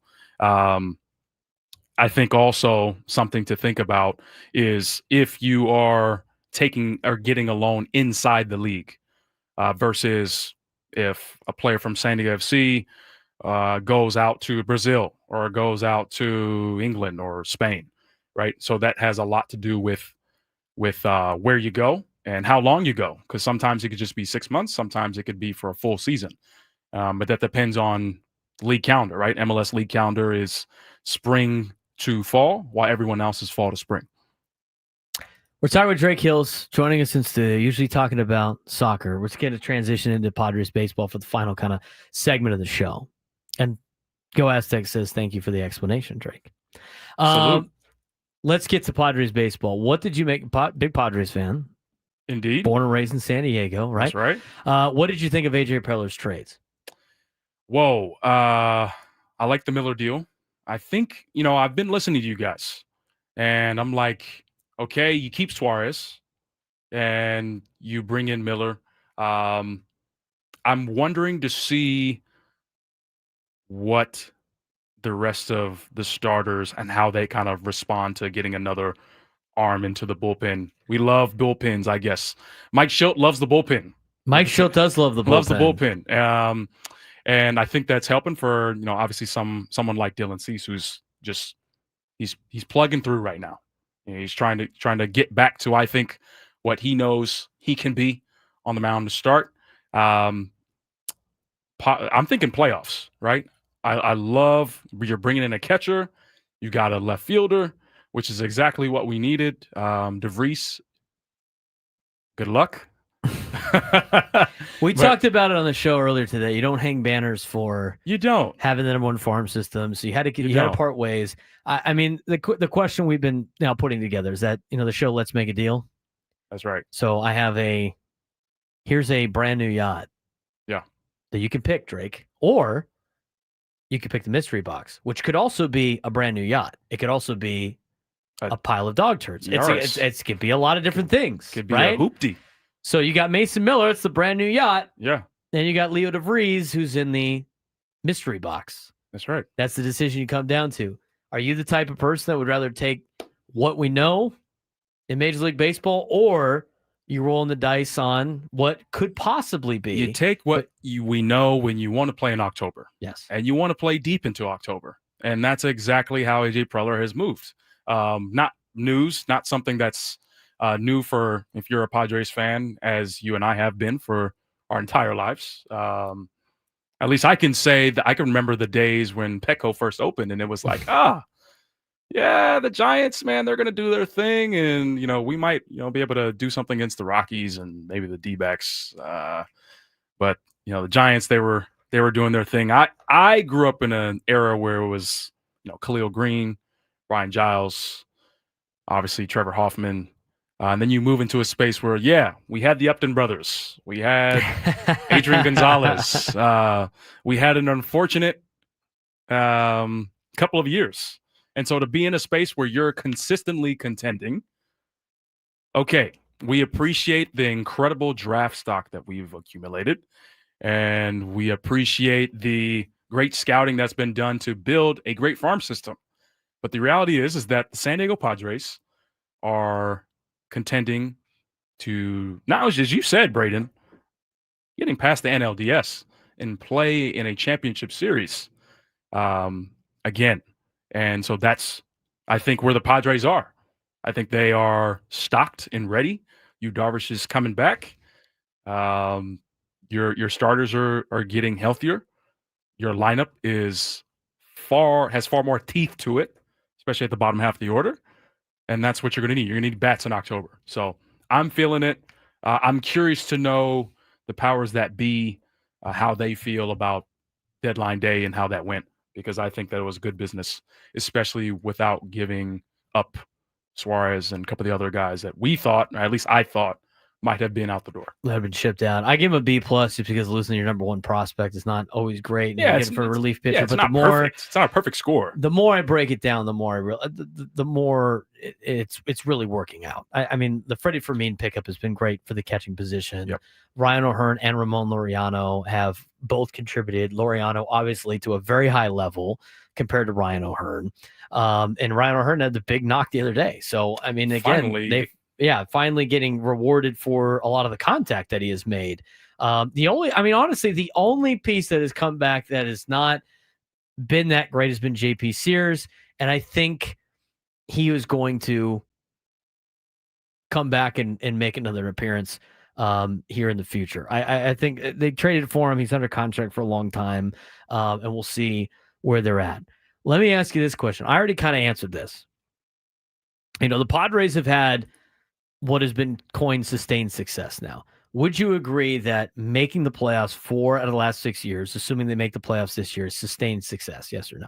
Yes. I would say it's easy answer. Success. I think success. I think what becomes more of a thought, more of a pondering behind that question is if you were talking about what you're doing in the playoffs, what you're doing in October. Is it, okay, we've got yet another wild card game. We win another wild card game. We're in the DS. We made the DS. Check. Is that successful? Is making it to the NLCS successful? Well, let me ask you this from a different standpoint. You're talking about general managers, right? Like AJ Preller's been here for 10 years. Mm-hmm. Again, if he makes the postseason this season, the Padres have made the postseason 4 out of the last 6 years. In all these other sports, NFL, NBA. Now, the NBA is a little bit, they fire head coaches all over the time. They fire head coaches that just They fire head coaches who make it to the Eastern Conference Finals. Exactly. So, but I would say like most general managers that have made the playoffs that many times in that many years in a market like San Diego, he's doing his job, especially with a crapshoot that is the postseason for baseball. I mean, the sport of baseball is a sport built on failure where in order for a playoff series to find the best team at the end of the year, it needs to be best of 72 games. That's how crazy baseball is in general. So from that perspective, I would consider making the playoffs 4 of the last 6 years to be successful for a GM. He's doing his job. I think so. I think it's more so about internally what the standard is. But if you're talking about 10 years, first half building, drafting. You see obviously the turn of the decade, a great 2020, even greater 2021, obviously 2022, 2024. Now we're in 2025. I think it's at another level than the first 5 years. Would you agree? Just thinking about contention. Right? I think in terms of AJ division. Preller getting his job done is making the postseason in the sport of baseball. But that being said, we were asked the question yesterday on the roundtable. At what level do you have to advance for it to be a successful season? I said making the NLCS is a success. And that's factoring in for the oddities of baseball. If they lose it, I'm just thinking from a standpoint of each round, if they didn't make the playoffs, utter disaster. If they made the playoffs and lost in the wild card, I'd be disappointed. I think that would be a failure to me. If you make the division series and you lose again like you did last year to the Dodgers, I think it would be a disappointment. Mm-hmm. If they make it to game 6 or 7 of the NLCS and you lose, is everybody going to say this season was a failure and a waste of time? And I remember that. I don't think so. No, I would agree with that. I also think that a point that was made on the roundtable was it's not all about the Los Angeles Dodgers, right? There are some teams that I think you have to be careful for. I was actually thinking about it before you said it about the Brewers. I'm like, well, where did all these dubs coming from? Yeah, right. But I got a lot of scrappy players that are fast, and then Yelich and a couple other big boppers get them in. But that's it. I do think the Mets are obviously a team that you have to look out for. The Braves are not what I thought that was going to happen. Injuries absolutely ravaged them.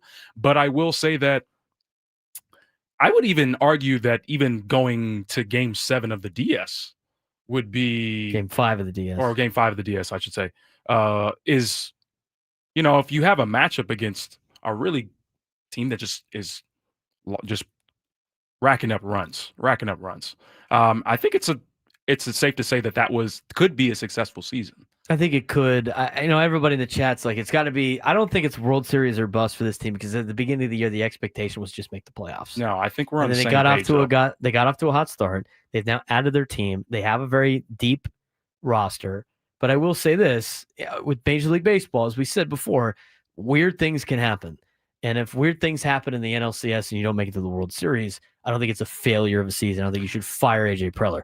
If they make it to the World Series and they lose, and think about this, like World Series or bust, that's like putting the expectations on a team to do something that they've never done before. Yeah. To evaluate whether or not it was a success or not. If that's the case, only one team is successful every single year, which I understand, and I understand that's what the Padres fans want. But if you're telling me they make it to the World Series and they come up just short, you're going to be upset with what the Padres have done? You can't be upset about it. I think that puts the San Diego Padres fan base in a different stratosphere, especially for this generation. I mean, we're talking, 1998? Last time that you... Yes, last time they were in the World Series. Last time they won the pennant was 1998. So I think that's a entire generation right there. And again, this is a team that has been here. You've been to the NLCS. You've gone up against really good teams with really good bats. The Phillies a few years ago. Obviously, the Dodgers series was frustrating, but I would say that up until that final game, I wouldn't have said that was frustrating. I think that was a par season for what we did, the guys that we lost, the guys that we brought in. So this time around for this postseason, again, I think NLCS is where you would leave the mark. Yeah, I think that's definitely the case. I think that's where you want to be.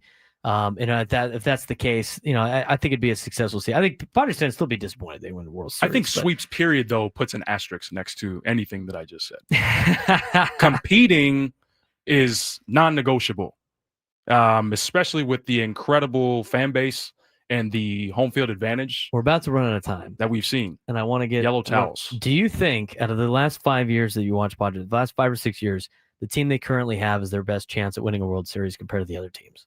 Yes. I think so too. I think this team is better than last year's team. I think this team has a better opportunity than 2022. I think it's definitely better than 2020. And I think this is their best chance that they have had since 1998 to win a World Series. It's a better chance than 04, better chance than 05, or sorry, 05, 06, and definitely better chance than 07, even though Holiday still hasn't touched the plate yet. Drake, what a pleasure. It was good talking soccer with you. And, of course, Padres baseball. We'll talk to you again next Friday. For Nick DiNucci, Drake Hills, I'm Braden Surprenant. It's the Braden Surprenant Show. Pass it along to Tony Gwynn Jr. and Chris Ello for Gwynn and Chris. And we'll see you guys on Monday, hopefully after the Padres take care of business against the Red Sox. Talk to you then. Padres.